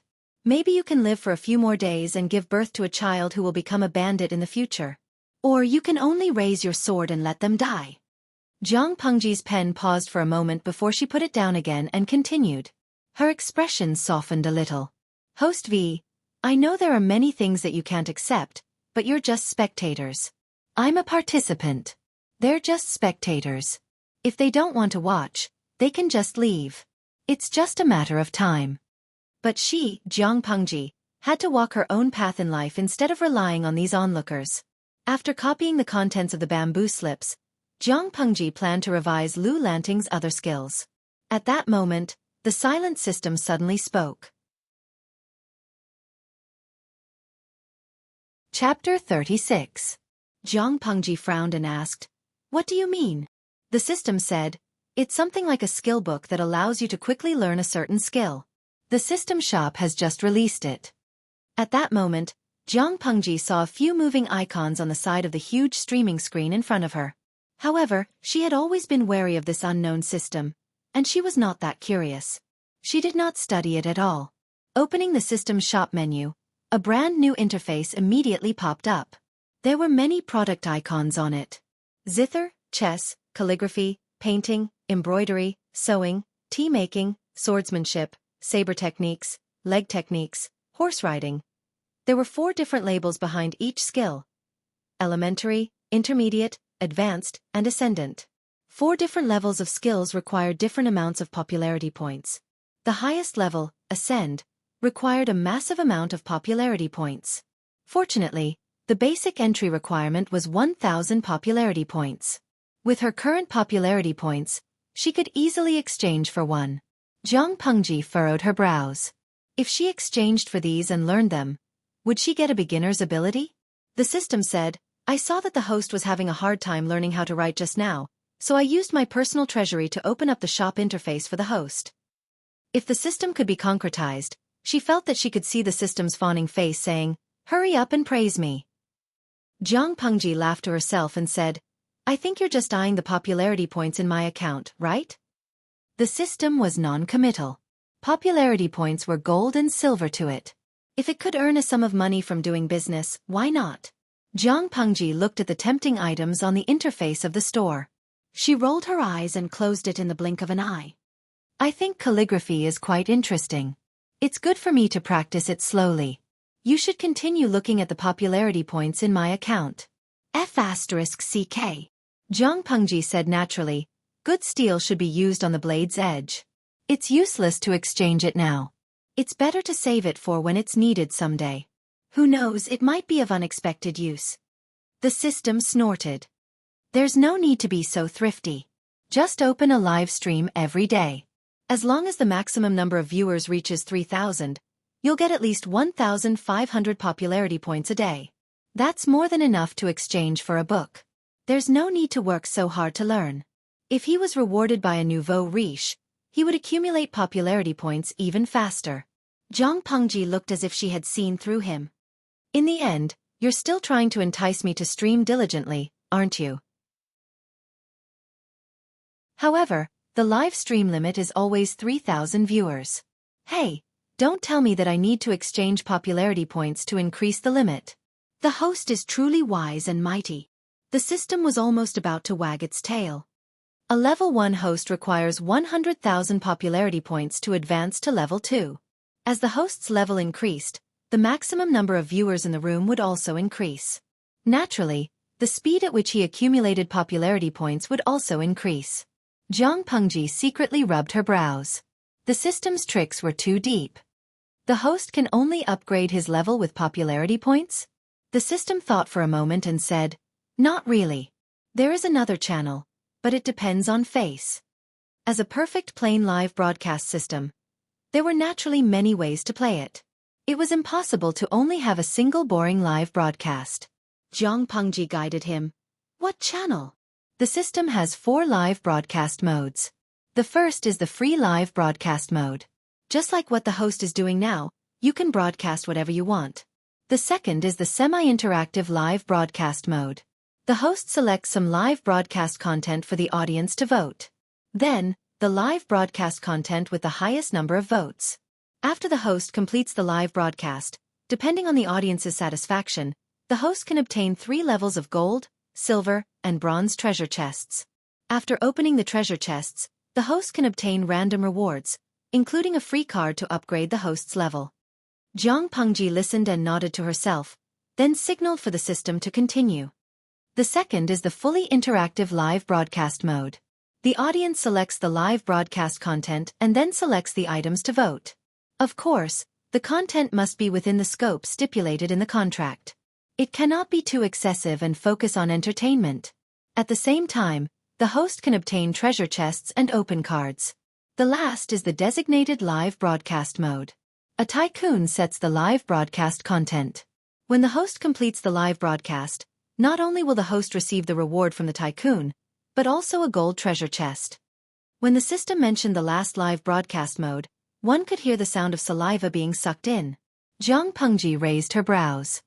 You can erase the last unscrupulous one. The system retorted unhappily. Who said so? My previous host loved this live broadcast mode the most. Zhang Pengji curled the corner of her mouth mockingly. Obviously, I'm not one of them. The system still wanted to struggle.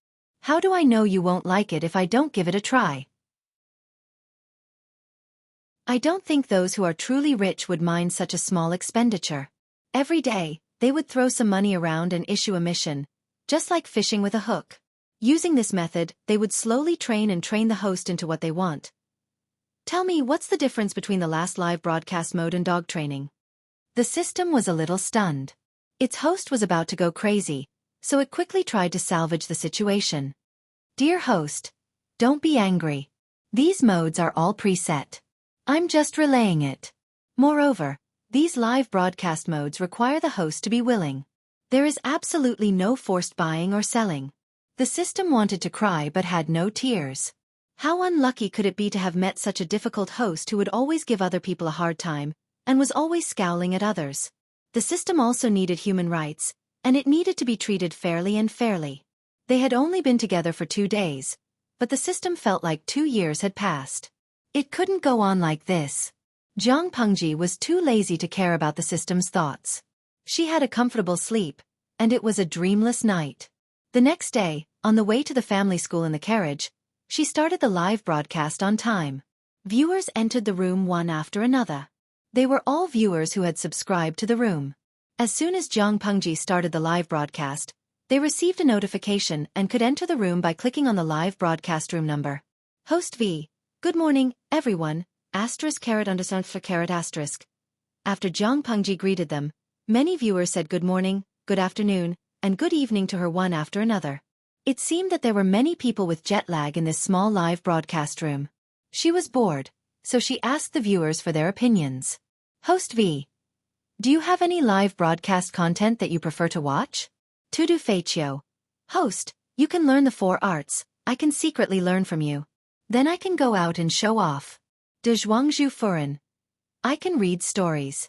I don't know what stories were like in ancient times. Will there be overbearing scholars who fall in love with me? Overbearing princes who fall in love with me?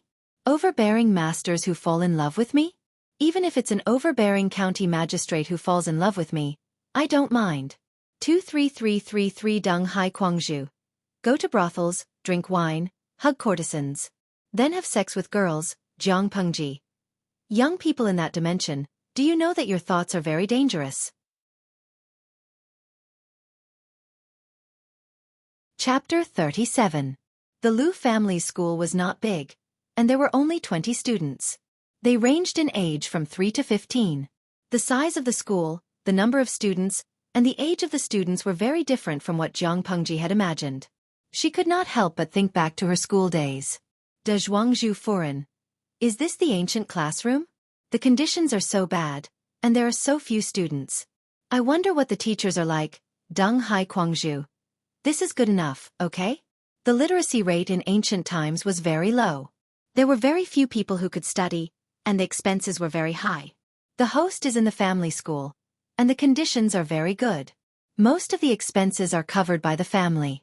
After all, whether it was the cost of hiring a teacher or the cost of writing brushes, ink and paper for learning, the cost was not something an ordinary family could afford. Jiang Pengji randomly picked a table and sat down. She took out the bamboo paper that her maid, Takshu, and Xuanmei had cut out. She practiced her calligraphy as if there was no one else around. The other students took advantage of the absence of the teacher to review what they had learned the day before.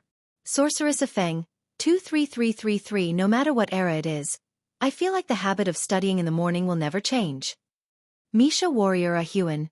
Yes, it's full of the feeling of studying in the morning. The other students tried their best to get a seat closest to the teacher. Only Jiang Pengji's table was at the back, which made her stand out. Of course, what made her stand out from the crowd was not her location, but the school supplies she used to practice calligraphy. Most of the students could only carry heavy bamboo slips. Jiang Pengji was the only one who used bamboo paper, which was very expensive.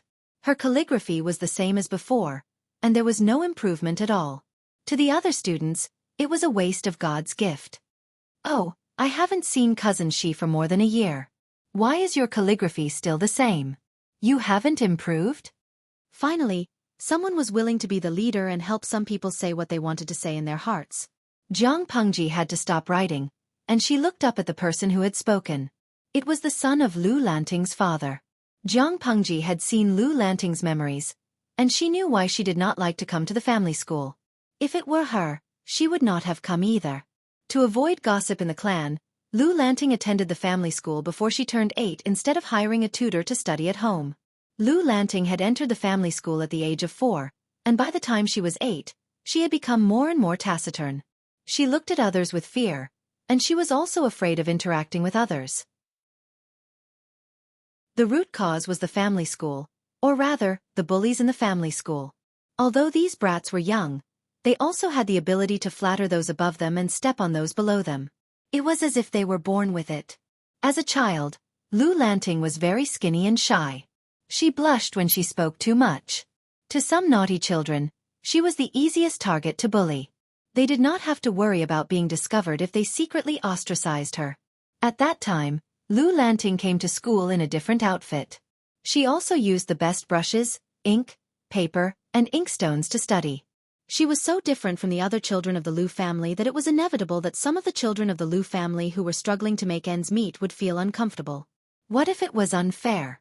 Of course, they would find a way to balance it out. They were all children, and it was normal to have some friction. However, they were not stupid. They bullied Lu Lanting, but they did not make it too obvious. In the beginning, they only bullied her softly, distanced themselves from her, and said some nasty things from time to time. Lu Lanting was still young, and the second lady had protected her too well. The silly girl did not realize it. Her inaction provoked the other students. They pushed her aside at first, and then they snatched the brushes, ink, and inkstones. Then they insulted her, saying that she was raised by a wife, and that she would be abandoned when the second lady had a son or daughter. In the end, it became a bloody incident. Yes, a bloody incident. 8-year-old Lu Lanting was pushed into a pond near the family school. She even knocked her head on the ground. At that time, the bedridden second madam heard the news. Despite her illness, she directly bombarded the teachers and the parents of the naughty children. She even angrily withdrew the financial aid to the family school, forcing the parents to apologize in person. That's right. Although the brushes and ink used by the clan were purchased with money from the clan, in accordance with the principle of being a family, those expensive brushes and ink were purchased in bulk from the second wife's dowry workshop. The quality was good, and the price was quite discounted. It was said that the children were young and did not mean to hurt others, but that was not an excuse for them to hurt others without apologizing. Jiang Pengji narrowed her eyes. She had only seen the person in front of her a few times during the festive season. He was one of the naughty children who had ostracized Lu Lanting. Also, was this fellow mocking her words? Tudu Feiqiu, ha ha ha streamer, your words are being mocked. They're red and dazed. Ye Saigao, streamer, look at your face. I've only been learning for a few hours. Jiang Pengji glanced at the live stream screen. Her action was seen as arrogant disregard by the other party, and she was immediately put on the spot. With the intention of humiliating him, he sat down in front of her. He scolded her, but his face showed some excitement. Cousin Shi, since you've hired a teacher to teach at home, you should naturally learn from the teachers. You're always playing around and don't know what's good for you. If second uncle comes back to teach cousin Shi, he'll be so angry that he'll fall. Jiang Pengji glanced at him and said slowly, It's okay. Only with comparison can we know who's better and who's worse. Father won't blame you. Ha! What did she mean? Not only did the cousin not understand, but the audience watching the live stream was also confused. Cousin. Jiang Pengji continued to speak slowly. It's only March. Mosquitoes aren't that big. What? The cousin didn't understand at first, but when he saw where Jiang Pengji was looking, his cheeks suddenly turned red. He pulled up his collar unnaturally and glared at Jiang Pengji with a look of embarrassment and annoyance. Cousin, you look handsome. I think your brother is very satisfied with you. Jiang Pengji blinked under the cousin's gaze and said meaningfully, If you're not feeling well, it's better to ask the teacher for leave as soon as possible. After all, it's extremely rude to be restless in the teacher's class, not to mention sitting down in front of others.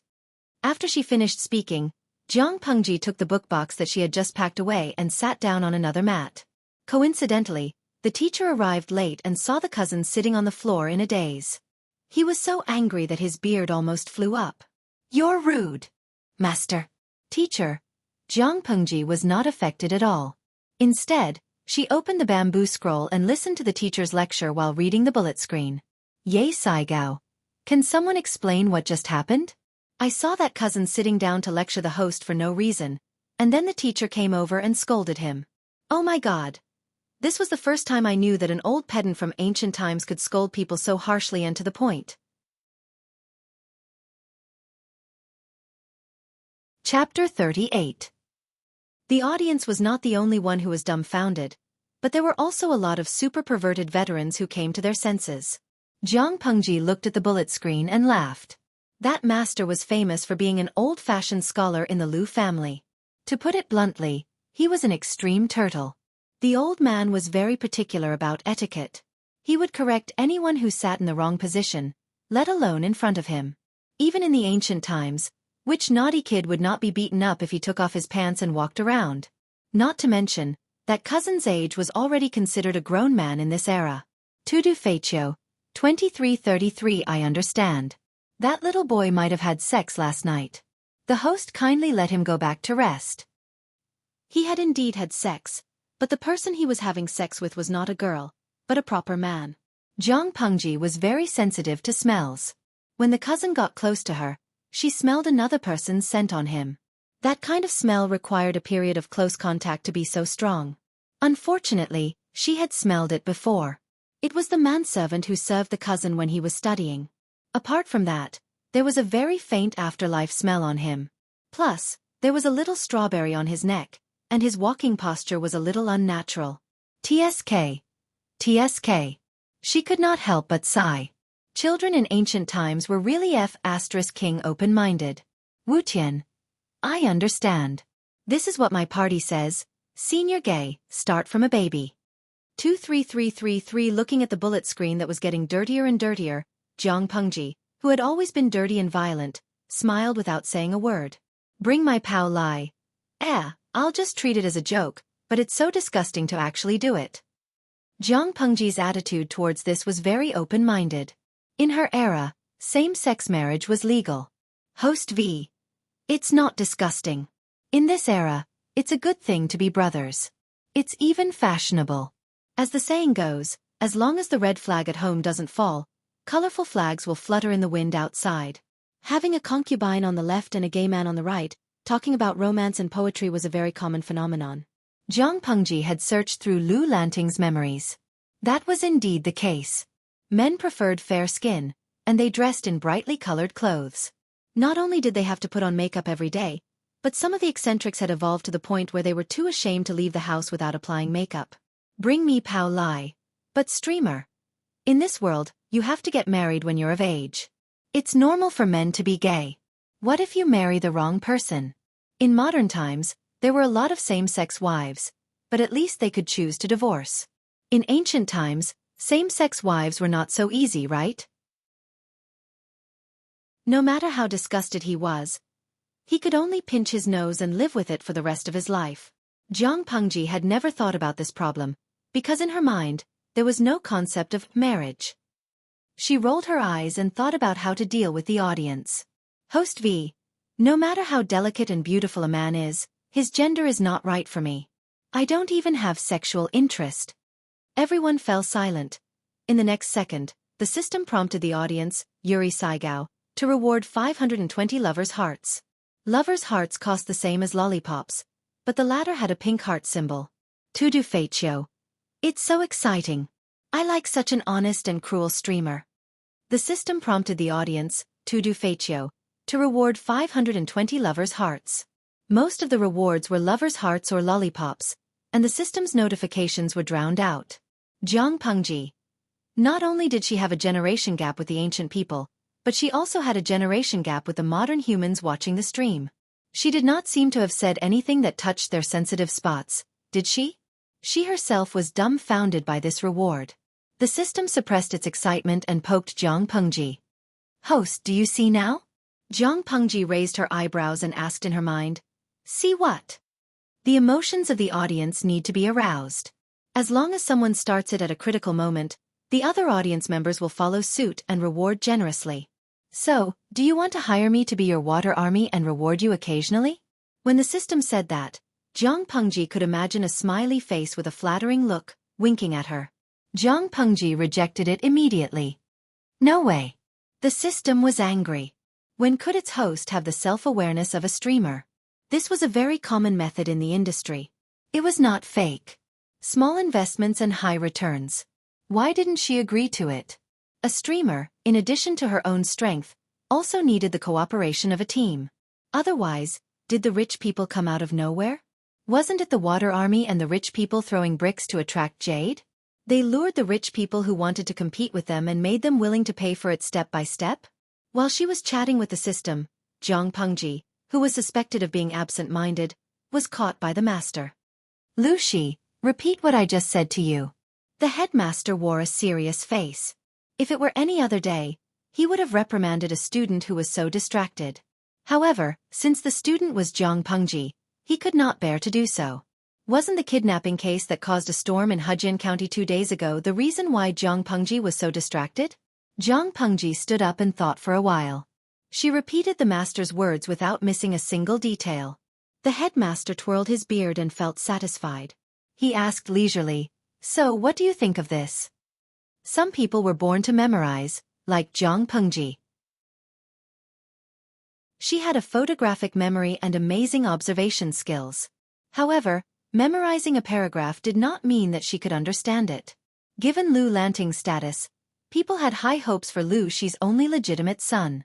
The article that the master had just said was written by a famous scholar. The content was not bad, But it had nothing to do with romance. The topic was the hidden danger at the northern border of Dongqing. Would the 3 tribes of the northern borderline try to cozy up to them, or would they try to intimidate them? The scholar felt that the 3 tribes of the northern borderline had been fighting against Dongqing for many years. Both sides had suffered heavy losses. The people at the border of Dongqing were in dire straits. The royal court of the 3 tribes already had the intention to negotiate.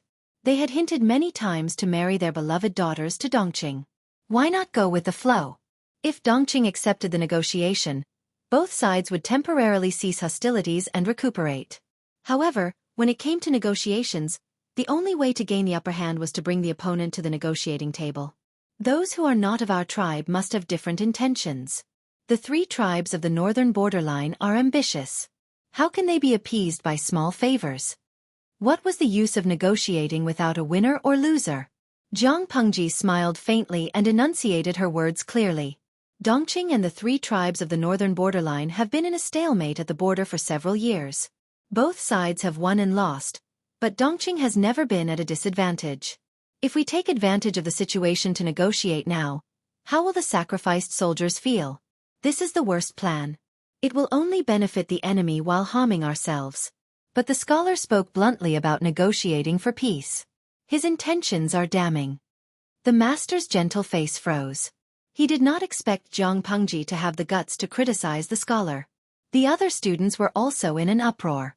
They had been discussing the article, but they expressed their opinions in a euphemistic manner. Their attitudes were ambiguous. They were neither in favor of war nor in favor of negotiating for peace. Each had their own reasons. No one dared to stand firmly on one side. Chapter 39. Jiang Pengji acted as if she did not see the master's ugly expression. She suddenly picked up the bamboo slips on the table, flipped through them, and said, "I read an interesting story yesterday. It was about 8 years ago, when Master Yuan Jing went to the northern borderline to lobby and protected the 3 cities of the northern borderline by himself. Speaking of this, the master seemed to have thought of something, and his face turned pale." Jiang Pengji threw the bamboo slips on the ground and said loudly, "Peace talks? The 3 cities have not been returned. How can we talk? Do you remember 12 years ago, when the former emperor passed away and the new emperor succeeded the throne, the 3 tribes of the northern borderline took advantage of the turbulence in Dongqing to attack the 6 cities at the border and slaughter more than 100,000 people? This battle has been going on for 3 whole years, and countless soldiers have died. 6 cities are still in the hands of the northern borderline. On the day of the peace talks, the 3 tribes of the northern borderline came with the conditions to force Dongqing to cede 3 more cities, bow their heads, and pay annual tribute. None of the scholars in Dongqing would ever forget this incident. It was a humiliation that could never be washed away in their entire lives. When the royal family of Dongqing advocated for peace talks, there were many strong Confucian scholars who protested to the death. In the end, Master Yuan Jing fought with the barbarians of the 3 tribes and got back 3 of the cities after much difficulty. Of course, outsiders like us don't know the situation at that time.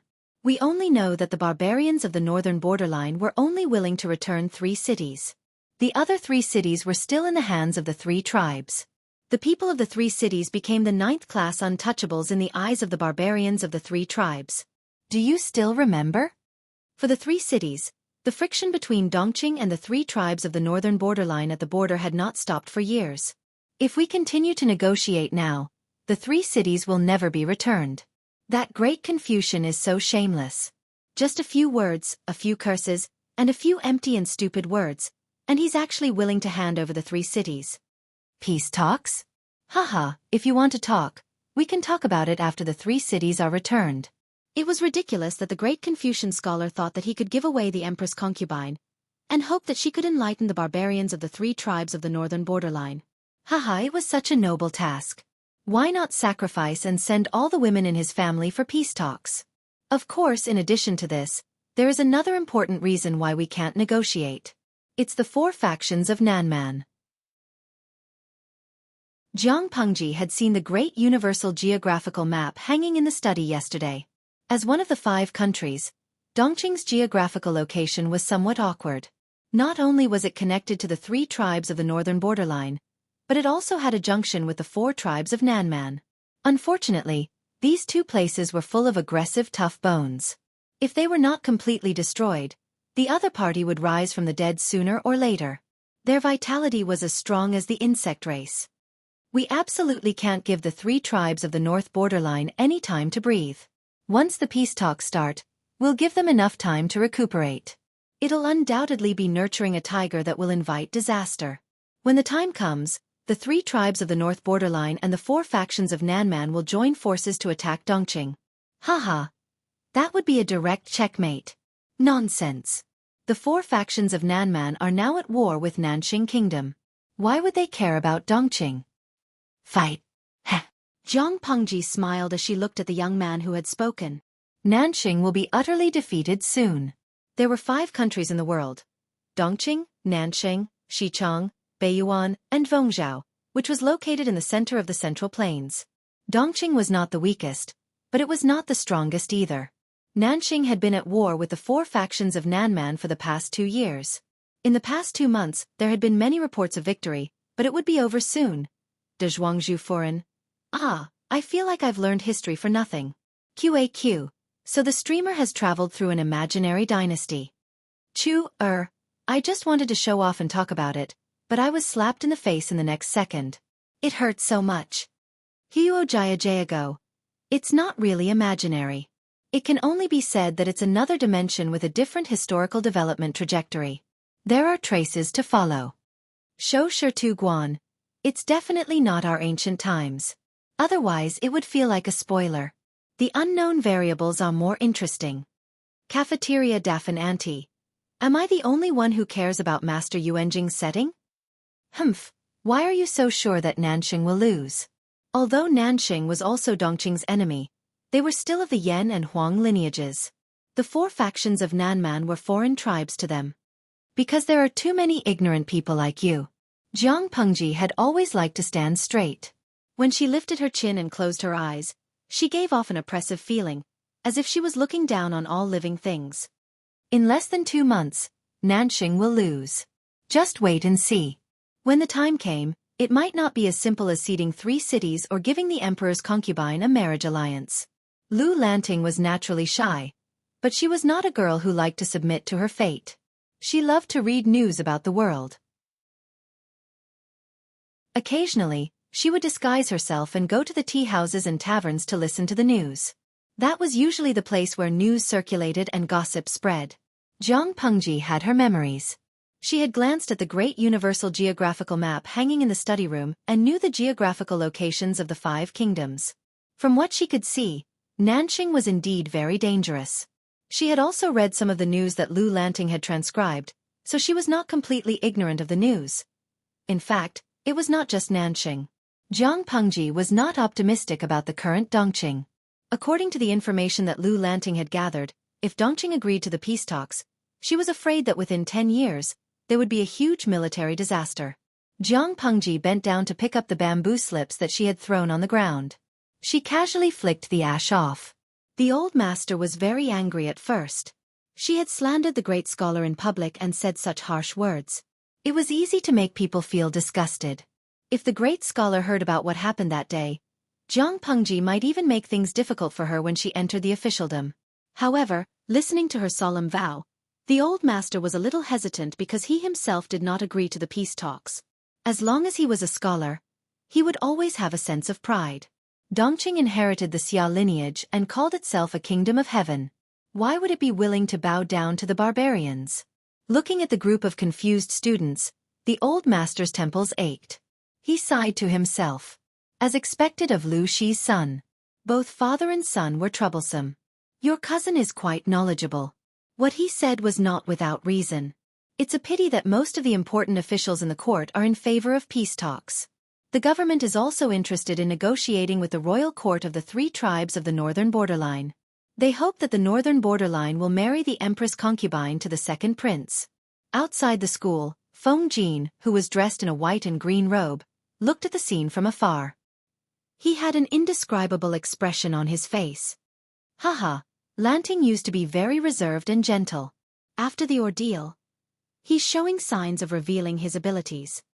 The person who spoke was Lu Lanting's cousin, Lu Hang.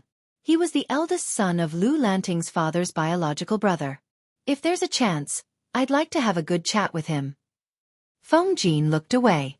Was that really a girl in the house? Lu Heng said, "What's so difficult about that? Call him over and I'll introduce him to you." Lu Heng knew Feng Jin's background. If his cousin could befriend him, that would be the best.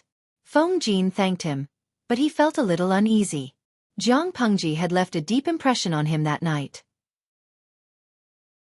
However, it was rare to find someone who shared the same opinion as him and had such a tacit understanding with him.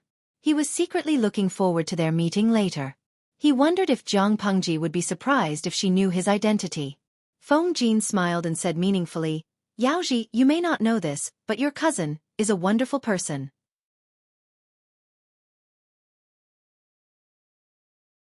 Chapter 40. Therefore, Jiang Pengji saw such a scene that aroused wild and fanciful imagination. If her eyes had not told her that the relationship between the two was very normal, she might have suspected that the era had opened up to the point where everyone was gay. Watching the two of them exchange glances, with a tacit understanding that others couldn't intervene, she sat down quietly and became a spectator. "Lanting, let me introduce you to someone." Lu Heng had always cared about his cousin.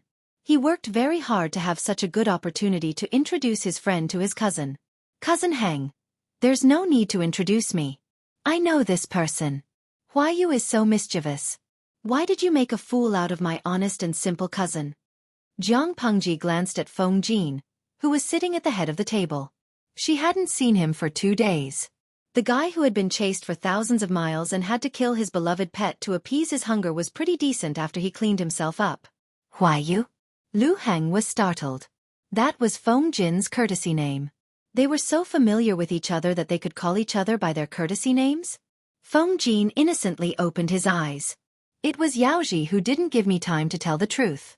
How was I deliberately making a fool out of him?" Lu Heng was speechless. Feng Jin put down the tea and couldn't wait to get to the point. "Let's put the reminiscing aside for now. I heard what you said outside the room.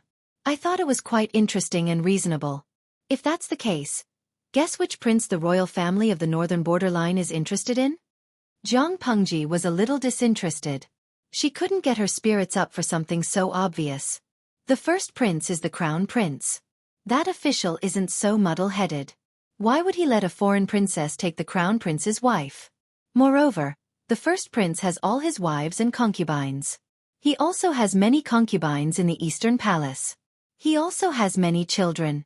Even if the northern borderline princess was very capable, she wouldn't be able to do much if she married the crown prince.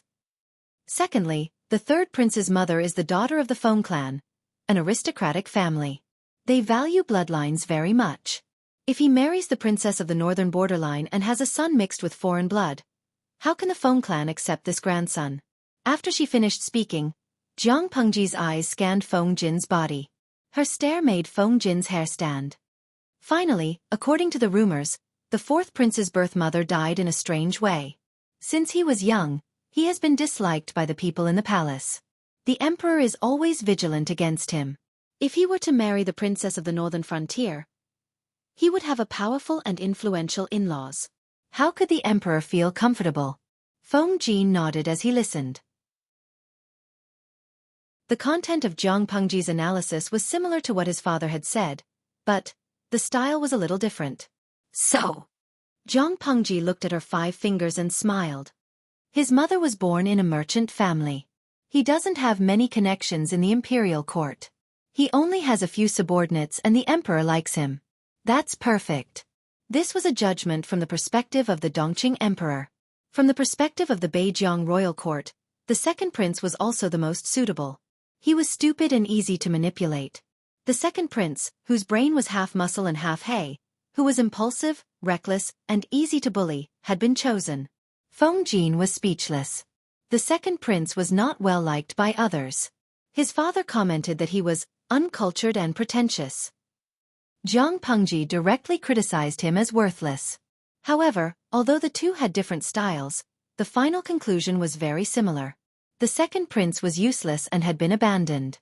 Thinking of his father, Feng Jin could not help but ask, "Lanting, if you were the king of the Beijiang royal court, what would you do?" Jiang Pengji blinked and curled her lips into a smile, which made Feng Jin feel even more uneasy. If I were the king of the Beijiang royal court, of course I would sleep with the princess of Dongqing and have a taste of the gentleness of a Han woman. Then I would send my ambitious daughter to the second prince's manor. After this peace talk, the princess of the northern frontier would at least get the position of a princess consort. Then I would provoke the brainless but ambitious second prince. Jiang Pengji was too lazy to chew on words. When she was in school, she had always passed history and culture classes with a passing grade. The second prince is a very interesting person, but one can't blame one's parents for being stupid. If used well, it is a sharp knife that can stab whoever it points at. After all, isn't killing one's father and brother an old skill passed down by the Dongqing royal family? What's more, the second prince has always been at odds with the Count of Zhenbei, who is guarding the border of Dongqing. As long as the conflict between the two sides is aggravated. Haha, the emperor has been coveting the military seal in the Count of Zhenbei's manor for a long time. He has long wanted to get rid of the donkey after it has outlived its usefulness. Haha, once the peace talk starts, Dongqing will not have the pressure from the border. The Count of Zhenbei, who controls most of the troops in Dongqing, will be in danger. It was not that there were no wise monarchs who were suspicious, but the emperor of Dongqing was only left with suspicion. When the birds are gone, the fine bough is hidden. When the cunning rabbit is dead, the hound is cooked. Although she felt that the words of the ancient times were unreasonable and anti-human, some of the words were quite reasonable. As long as there is a problem with the Count of Zhenbei's residence, the northern borderline will immediately turn hostile. When that time comes, I think the courageous and resourceful princess of the northern borderline will achieve her goal and completely drive a wedge between the second prince and the emperor. Maybe she can even make some other small moves. Jiang Pengji's words did not give the emperor of Dongqing any face at all. She even brought up the old history of him killing his father and brother. After the chaos of the 16 countries, from the unification of Xia to the division of Xia by the 5 countries, the monarch's authority was challenged several times. His control was greatly reduced, and the aristocratic families developed to their peak. Nowadays, scholars came forth in large numbers and hundreds of schools of thought contended. Speech was freer than ever before. If these words were said in other times, it might bring about a fatal disaster, but at this time, it was not as serious as insulting the aristocratic families on the streets. Therefore, Lu Heng and Feng Jin's expressions only changed slightly after Jiang Pengji said that. After Feng Jin heard this, he sighed. My father thinks so too. If we talk about peace, it is a small matter to force the people to remonstrate with death or to condemn by word and pen. I'm afraid that the Count of Zhenbei's residence will be feared by the emperor. When that time comes, the royal court of the northern borderline will use a knife to kill us and get rid of the thorn in their eyes. Speaking of this, it was necessary to mention the current trend of Dongqing, to respect the literate and suppress the military. The founding emperor of Dongqing was a traitor of the previous dynasty. He betrayed and killed his lord, which was why he had everything he had today. Perhaps they were afraid of this in their bones, so they were very strict with the generals and vigorously supported the literate. Generation after generation, the generals became more and more useless. Now, the Count of Zhenbei's residence was the only thing that Dongqing could use. If it was also courted by incompetent teammates, then it would be terrible. Jiang Pengji said seriously, this is hard intelligence, it can't be saved. Unexpectedly, Feng Jin was very studious and asked seriously, what is hard intelligence? At this time, the audience watching the live stream could not help but send out bullet screen comments one after another. Wu Fa Wu Tian, red hot, dazed, hard intelligence means acquired cerebral palsy, it can't be saved 2333. De Zhuangzhu Furan, HHHHH, what you said just now, if it was in a TV series, it would be enough to exterminate 9 generations. I didn't expect my elder cousin and the handsome young man to accept it so calmly. Especially the elder cousin's gaze. It was as if he wanted to drag his naughty child back to the kennel. What nonsense are you talking about? I'm dying of laughter. I've already taken a screenshot. New emoji GTE. Chapter 41. Jiang Pengji was stunned for a moment, then said mysteriously, being mentally retarded is an illness related to the brain. It is stubborn and difficult to cure. Feng Jin did not understand at first, but when he thought about what Jiang Pengji had said, he suddenly understood that the girl was mocking him again. Although the authority of the monarchs in this era was becoming less and less dignified and was being hindered by the aristocratic families in various aspects, in the end, it was still the emperor who reigned supreme. Feng Jin wasn't very old, but he sternly admonished, "Nian Lanting is still young and insensible. Just treat these words as the words of a child. There's no harm in listening to them. However, if you enter the officialdom in the future and continue to speak so carelessly, there will be people who will make things difficult for you." Lu Hang was naturally willing to raise both his hands and feet in support of this point. As his cousin, he was very worried about his unruly cousin. He had originally wanted to teach him a lesson in private when he got home, but Feng Jin took the initiative to point it out. It saved him the trouble of arguing with Zhang Pengji. Zhang Pengji smiled without saying a word.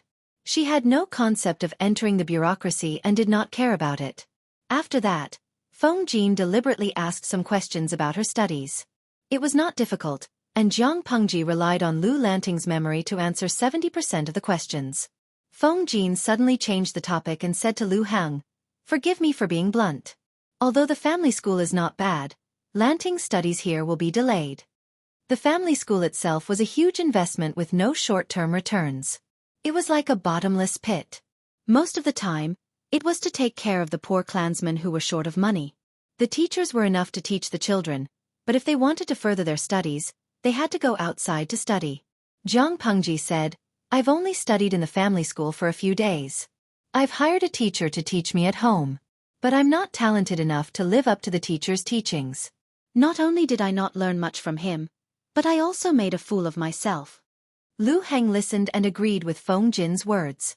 He had always felt that his cousin was intelligent and sensible, but he was a bit introverted and did not like to talk or play with others. His studies were mediocre. It must have been due to his previous experience in the family school and the lack of guidance from the teachers. Feng Jin continued to ask, "May I know who the teacher is?" Zhang Pengji did not understand, but before she could answer, Lu Heng said, "It's Wei Yuan, Wei Gongchao." Zhang Pengji's current master's surname was Wei, and his first name was Yuan. In Lu Lanting's memory, the teacher was very strict and would scold her for the slightest mistake. The young girl was afraid of him. No wonder. So it's Mr. Wei Yuan. Feng Jin had a look of understanding on his face. He was young, but he was familiar with all the famous Confucian scholars and scholars, not to mention Wei Yuan, who was talented but resigned due to his personality. In his eyes, Wei Yuan was a wonderful person who would fire his superiors if he didn't agree with him. He spoke bluntly and shook his head. "Mr. Wei Yuan is indeed talented, but he is not suitable for Lanting. If possible, it would be better for you to find another teacher." Based on that night alone, Feng Jin could tell that Zhang Pengji was not someone who would be content with the status quo. Learning from the rigid and strict Wei Yuan, the master and disciple pair would sooner or later fall out due to disagreements or other reasons, unless one of them was willing to compromise. But was that even possible? Wei Gongchao was stubborn and unyielding. He would fire his superior, not to mention Lu Lanting, who was only his student. Find another teacher? Lu Heng did not expect Feng Jin to say something like that. He was put in a difficult position. In this era, a teacher for a day, a father for life was not as simple as it seemed. Zhang Pengji, on the other hand, did not show much of an expression. Feng Jin smiled. "Mr. Yuan Jing is opening an academy in Langyi County. If you are interested, you can give it a try." "Mr. Yuan Jing?" Lu Heng was surprised at first, but he could not suppress the joy on his face. "Why are you serious?" Zhang Pengji listened quietly, and information about Mr. Yuan Jing popped up in her mind. Speaking of which, this was also a setting that was very much like Tom Su's Prince Charming. He was the dream lover of all the girls in Dongqing and the other 4 countries. Mr. Yuan Jing was a great scholar in Dongqing. He was born with auspicious signs, and his childhood experience was even more extraordinary. He met a deity at the age of 7 and was blessed by the deity, who cleansed his marrow and changed his bones. Before he reached his 20s, he was already well versed in astronomy and geography. He was proficient in the 5 elements, 8 trigrams, Qimeng, and Duanjia. He was also proficient in music, chess, calligraphy, and painting. He was even proficient in agriculture and water conservancy. He knew business and military strategy. He was a walking demon. This great scholar became famous 8 years ago when he argued with the envoys of the 3 tribes of the northern borderline. Not only did he demand the return of the 3 cities, he even made the envoy who came for the peace talks vomit 3 liters of blood. He died after a few days of recuperation. His words could really kill someone. Since then he had become famous. While Jiang Pengji watched the drama unfold, Lu Heng's cousin was a little nervous. It's not that I don't believe in Lanting, but she's still young. She was held up by the family school for 4 years. Later, Mr. Wei Yuan taught her at home, but she still fell behind in her studies. I'm afraid she won't be able to do well in her studies. How can she become Mr. Yuanjing's disciple? There was only one Master Yuanjing, but students who wanted to learn from him could line up from Dongqing to Xichang. There were too many monks and too little porridge. Master Yuanjing's fangirls were too powerful. How could the petite Lanting overcome so many obstacles and finally become Master Yuanjing's disciple? Lu Heng was biased towards his cousin, but he knew how unrealistic it was for her to get a place. However, if she could really become Master Yuanjing's disciple, the benefits would be huge. It would be enough for his cousin to benefit for the rest of his life. Feng Jin looked at Jiang Pengji meaningfully.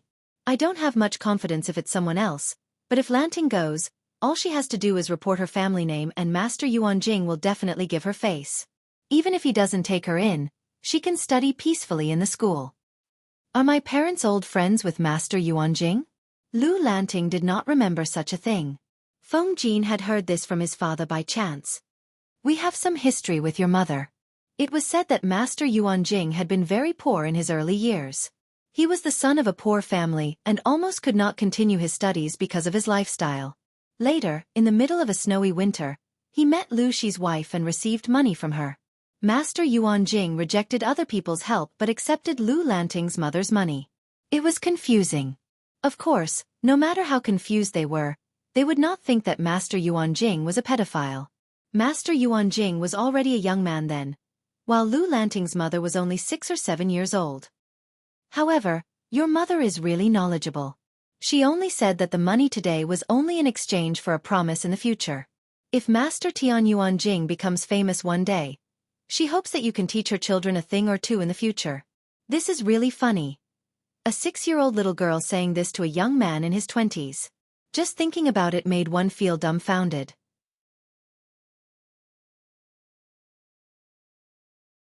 Chapter 42. The internet provides you with exciting novels to read. Feng Jin thought that the scene was very interesting, but when Jiang Pengji heard it, she heard something else. Lu Lanting's mother's background was more interesting than she had imagined. Jiang Pengji was not the only one who thought that way. Many viewers on the bullet screen made wild guesses as well. De Zhuangzhu Furan. Streamer, do you think your mother is a transmigrator? She knows history and knows that Master Yuanjing will be famous in the future, so she invested in him in advance? How can adding icing on the cake be better than providing timely help? Wu Fa Wu Tian. That's a big guess, but if it were me, I would definitely date Master Yuanjing. Dai Dengmeng. Can you not be so dirty? According to the introduction, Master Yuanjing is in his 20s, and the streamer's mother is only 6 or 7, right? Cafeteria de Fan A. Ha ha ha, don't you think the combination of a cute loli and an uncle is very cute? Jiang Pengji glanced at the comments and could not help but sympathize with Lu Lanting's father. Feng Jin turned to Jiang Pengji and asked, Lanting, what do you think?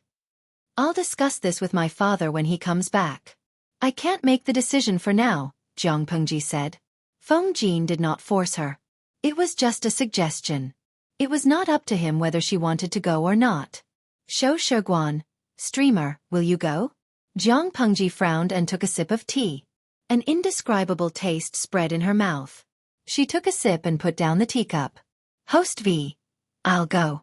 Why not? The northern borderline and the southern barbarians are eyeing us. Dongqing won't be peaceful for long. I have to prepare as soon as possible. Even though the viewers did not know what Jiang Pengji meant, according to her usual style, it was not a small matter. On the official road in Hejian County, a simple carriage sped by. Master, we'll be in Hejian County after the official road.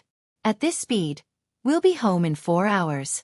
Inside the carriage, the elegant man in simple attire couldn't help but lift the curtain and take a look outside. The cold wind blew through his hair. This person's eyes were like stars, and his eyebrows were like knives. His appearance was extraordinary, but his face was abnormally pale. His cheeks were slightly red, and there were dark circles under his eyes. The blue robe on his body made him seem extremely thin and weak, as if a gust of wind could blow him away. He was holding an urgent letter in his hand. His fingers were so pale that they turned purple. It was obvious how anxious the owner was. Yesterday, he received an urgent letter from home. When he opened it and read it, he was so shocked that he couldn't breathe and almost fainted. Later, when the situation had stabilized, he simply let the guards accompanying him carry most of the things on their journey slowly. He packed light and took the housekeeper along the official road, rushing all the way. He forcibly compressed the journey that should have taken 5 days into 1 day and 1 night. I don't know if Lanting is safe now. If something happens to her, how am I going to explain it to Amin? Cough, cough, cough. Lucy put down the curtain. His face was flushed and he coughed again. The housekeeper used to be Lu Shi's servant. Later, he followed Lu Shi to become a housekeeper, so he knew Lu Shi very well. He comforted him in a low voice. Second Lang Jun, the heavens help a good man. You can turn misfortune into fortune when you are in danger. Lu Shi lowered his head and looked at the letter that he had crumpled into a ball in his hand. The instant he saw the news, the fear made him feel as if he was on the verge of death. He did not dare to imagine that if Lien Lanting had really lost her life, would he have followed his daughter to the afterlife? Lu Shi hurried all the way back to his home, that he hadn't set foot in for a few years. Fortunately, the gatekeeper was the same old man who recognized him. Otherwise, he wouldn't even be able to enter his own house. He would have been kicked out because he was poor. As soon as Lu Shi returned, he went to the second lady's room. The strong smell of medicine in the room made him frown. He stopped the second lady from getting up and bowing. You're not feeling well. You don't have to get up. Just lie down and talk. Brother-in-law, aren't you coming back in a few days? The second lady didn't comply. Instead, she slowly got up and leaned on the table to find a comfortable position. She still called Lu Shi the way she used to call him. Is it because of Lanting? Lu Shi said. I rushed back as soon as I received the letter. Those bandits are really bold. How is Lanting now? The second madam shook her head, and a faint smile appeared on her sickly pale face. She comforted Lu Shi and said, Brother-in-law, you're usually so rational and careful. Why are you so confused when you're with Lanting? Did you see any signs of a funeral on your way back? My daughter, Lanting, is fine. Her teacher is sick and asked for leave, but she can't delay her studies. She went to the family school this morning. There's still an hour before school ends. Lu Shi thought about it and realized that it was true. The Lu residence was a little desolate, but there were no white banners. He was too worried and didn't notice it. Otherwise, with Lanting's status, if she passed away, wouldn't the entire Lu residence be in tears? I was too careless. Lu Shi's furrowed brows finally relaxed. He seemed to have let go of a huge burden and a smile finally appeared on his face. The second lady said worriedly, but Lanting was really in danger this time. When she comes back from school, you have to teach her a lesson. A gentleman doesn't stand under a collapsing wall. Although she's smart and courageous, if she's not careful, she'll be doomed eternally. How can my sister feel at ease when she's in the afterlife? Lu Shi hurriedly asked, and the second lady told him what Jiang Pengji had told her. The more he listened, the brighter his eyes became. When Lanting comes back, I'll talk to her. Lu Shi's words carried an obvious smile. Even the corners of his lips, which had been pursed all year round, lifted a few degrees, making his entire face look lively. If one were to say that he was as rigid as a wax statue before, then he was now filled with life and became lively and bright. The second lady watched the changes in Lu Shi and clenched her fists under her sleeves to suppress the stinging pain in her chest. She looked at him from head to toe and smiled. Brother-in-law, you've been traveling all the way and you're covered in dust. Are you going to see Lanting like this? Lu Shi's most anxious thing had been put down, so he had the time to take care of himself. The second lady could not help but cover her lips with an embroidered handkerchief to tease him. Since Lanting hasn't returned, go and freshen up. Don't embarrass yourself in front of her. Lanting has often heard of how her father was when he was young. When he went out, All the noble ladies would throw fruits at him. If he sees you like this when he comes back. Dreams were plentiful, but reality was harsh. Xueqi had never been able to resist his sister-in-law's sharp tongue. He could not help but smile bitterly. You're already this sick. Why don't you take good care of yourself? How can you still have the energy to make brother-in-law happy? Take good care of yourself. I'll go back to the main residence to freshen up. I don't want Lanting to be disappointed. The second lady watched Xueqi's back until even the corner of his clothes could not be seen. Then, she slowly loosened her clenched fists.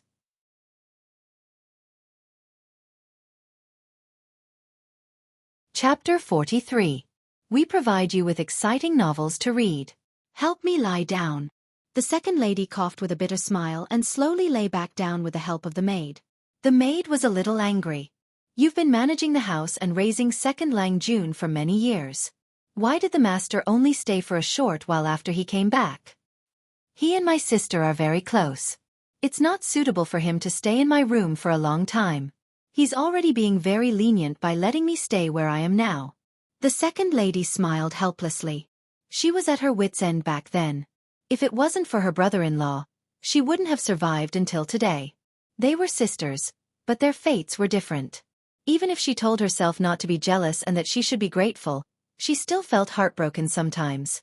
Moreover, she had treated Lanting as her own daughter, but this was the end result. The maid was confused. She had just bought into the manor a few years ago, so she didn't know much about the grudges of the previous generation. The inner courtyard of the west side should have received news of the master's return by now, right? The second madam's illness was rather serious. Although she had reignited her hope of survival, her weakened body still needed time to recover. The maid thought about it and said, they should already know. Madam, do you think the master will go to Aunt Di's room tonight? It would be a slap in the face to sleep with the concubine on his first night back.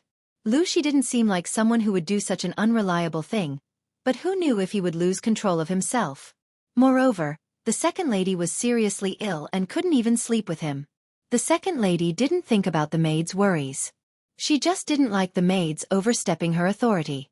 The second lady glared at the maid. I've let you do whatever you want. You even dare to comment on the master. Seeing the maid kneeling down in fear, the second madam couldn't swallow the anger in her heart, nor could she spit it out. She waved her hand and rubbed her eyebrows. She lay on her side and closed her eyes. Get up. Go kneel outside and think about what you said. The master isn't as merciful as me. If he finds out that you've done something wrong, he'll be sold out of the manor. Xueqi returned to the main courtyard to wash up and change into clean clothes. He drank some medicine to dispel the cold and reduce the fever. Only then did his feet feel like they were on solid ground. He had been sitting restlessly in the main hall for a long time. He hadn't read a single word of the bamboo slip in his hand. As the sky darkened, he looked at the door more and more frequently. Where was his usual calm and composed demeanor? Only when he was young and frivolous would he be so agitated. After a long time, so long that Xueqi wondered if his daughter had been infected by her mother's bad habits and could not remember the way back. When he looked at the door for the 33rd time, someone finally reported, Master, second Lang Jun is waiting outside. Quickly call Lanting in. Xueqi's breath stagnated. He looked at the bamboo slip in his hand and felt a little uncomfortable. He put it aside and hid it. He was afraid that his daughter would misunderstand and think that he was going to test her when he just came back.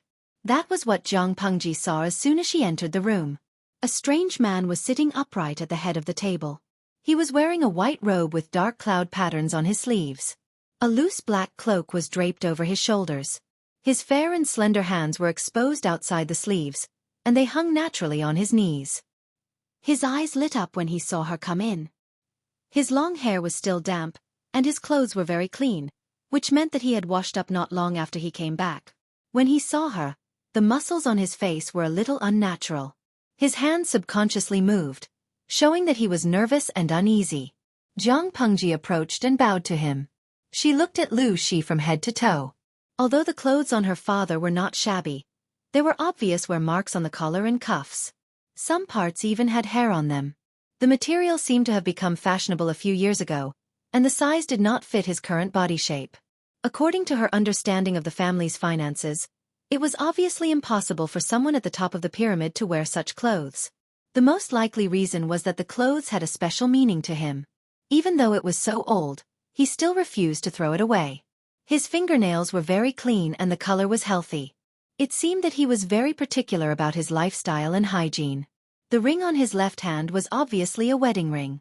Of course, there was no such thing as a wedding ring in this era, but if Lu Lanting's mother was really a woman from another world, then the wedding ring was definitely there. The marks on his finger were very deep, which meant that he did not take it off frequently. The surface of the ring was very smooth and clean, but the lines were a little shallow, which meant that the owner often took care of the ring and rubbed it from time to time. The smell on his body was very clean. There was no smell of a second person. His recent private life must have been very clean. His sitting posture was standard, but his muscles were a little stiff. His cheeks were a little unnatural, and his breathing rate was abnormal. Is he not feeling well? Is he sick? Zhang Pengji narrowed her eyes. She had no intention of speaking first. Lu Shi did not know what to say either. After a long silence, Lu Shi suddenly said, "Lanting, come sit next to me. I didn't expect you to be so big after not seeing me for so many years." He was deliberately trying to find a topic. His voice was too stiff. Zhang Pengji secretly raised her eyebrows. This cheap father of hers was really nervous. She didn't pay attention to the live-streaming comments. She stood up, walked 3 steps away from Lu Shi, and sat down again. Lu Shi looked like he wanted to say something, but he did not know where to start. Zhang Pengji could not continue to ignore him. Father has just returned from his post and is tired from the long journey. He is showing signs of fever. Have you asked the doctor to take a look? Lu Shi nodded. Because of the heat, his lips were very dry, and there were even some cracks on them. He stared straight at Zhang Pengji's face. His eyes couldn't get enough of her. His lips moved but he couldn't force out a word. In the end, he couldn't help but raise his hand to stroke her hair. He said slowly, "I've asked the doctor to prescribe medicine. I drank it just now. I'm fine." At this time, the love-struck fans on the screen were collectively screaming. The overwhelming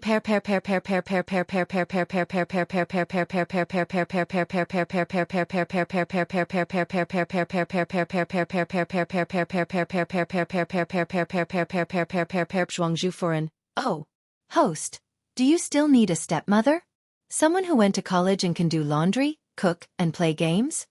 Cafeteria Daffin Auntie. This is a desperate world. Didn't they say that the ancient people were ugly? Why is it that the host's family is full of beautiful men and women? Even the host's father is so beautiful that I want to lick him from the top of his head to the bottom of his toes. My sick and weak father. Zizai Mainnan, the host's handsome father made me come out. The touching just now made my heart beat wildly. Yixing Wushui Miao Miao. */w***. Host, does your father have mermaid lines in an 8-pack? Zhang Pengji glanced at it and her mouth suddenly froze. No matter what era it was, appearance was important. Host V. It's a pity. From what I see, he's so skinny under his clothes.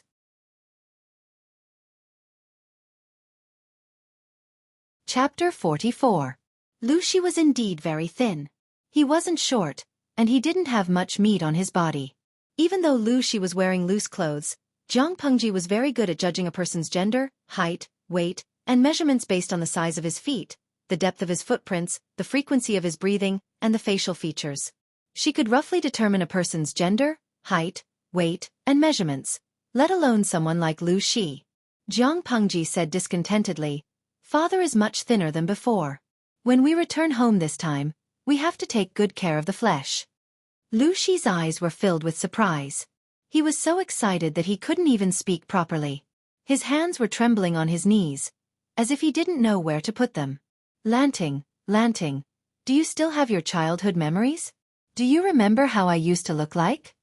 After the death of Lu Lanting's twin brother, her birth mother also died of a serious illness. Lu Shi, who was deeply affected, had to leave Hejian County for some reason. His new post was far from here and it was very dangerous. Out of consideration, he did not bring Lu Lanting with him. He had only returned home twice in the past few years. To be precise, this father and son had not seen each other for many years. Jiang Pengji shook her head and said, "The clothes you're wearing are old, but they're too big to fit you now. Aren't you losing weight?" So that's how it is. The excitement on Lu Shi's face subsided, but when he thought about how his daughter had been so observant, it was obvious that she had taken a liking to him. He felt much better when he thought about it, and said gently, "Your mother doesn't like needlework. She's been married to me for many years, but she's only done a few sets." As expected, it seemed that this cheap father had deep feelings for the cheap mother that he had never met before. However, when she thought of the situation in the inner courtyard, she kicked this thought out of her mind. Men from the ancient times had different values from her own. "Father, will you be staying at home for a long time this time?" Jiang Pengji could tell that Lu Shi's physical condition was not very good. Aside from the depression in his heart, most of it was due to overwork. Based on the trend, it was not impossible for him to die from overwork. Therefore, she preferred to strike a balance between work and rest. Even though Jiang Pengji could not treat Lu Lanting as her father, she was still borrowing Lu Lanting's body. Jiang Pengji could at least show some concern for Lu Lanting, but it was up to Lu Lanting if he wanted to listen to her. In Lu Shi's ears, his heart softened as if he was a careful daughter who couldn't bear to see him leave. "This time, I have some matters to deal with. I should be staying here for about 3 months. After I'm done with everything, I'll go to Shangjing. If everything goes smoothly, I'll have nothing to worry about and be a rich man at home." Lu Shi's answer was completely out of Jiang Pengji's expectations. Was he going to retire? "Father, you're still so young. You've just reached the age of 30. Why are you retiring?" In that era, there was no precise retirement age for officials. Most of them worked until they could no longer work. Lu Shi was still young, only in his early 30s. His career was on the rise, and there was still room for him to show off. Lu Shi thought for a moment, then touched his head. The official family doesn't care about the dissuasion of the scholars and Confucian scholars, and doesn't listen to the advice of the hundreds of officials. They insist on negotiating with the 3 tribes of the northern borderline. If this continues, I'm afraid there will be a great disaster. It's better to escape as soon as possible while it's still early. My wish in life is to live a carefree life and protect you as you grow up. However, the current situation is unforgiving. In comparison, the internal strife and intrigue in the officialdom is really boring. Lanting is almost an adult, and I want to spend more time with you." He smiled bitterly. How could his daughter understand such things?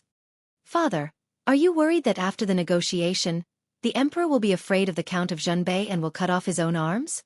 Jiang Pengji's words shocked Lu Shi. He did not expect his daughter to be so knowledgeable. On second thought, although his daughter was a girl, she had been raised as a man since she was young.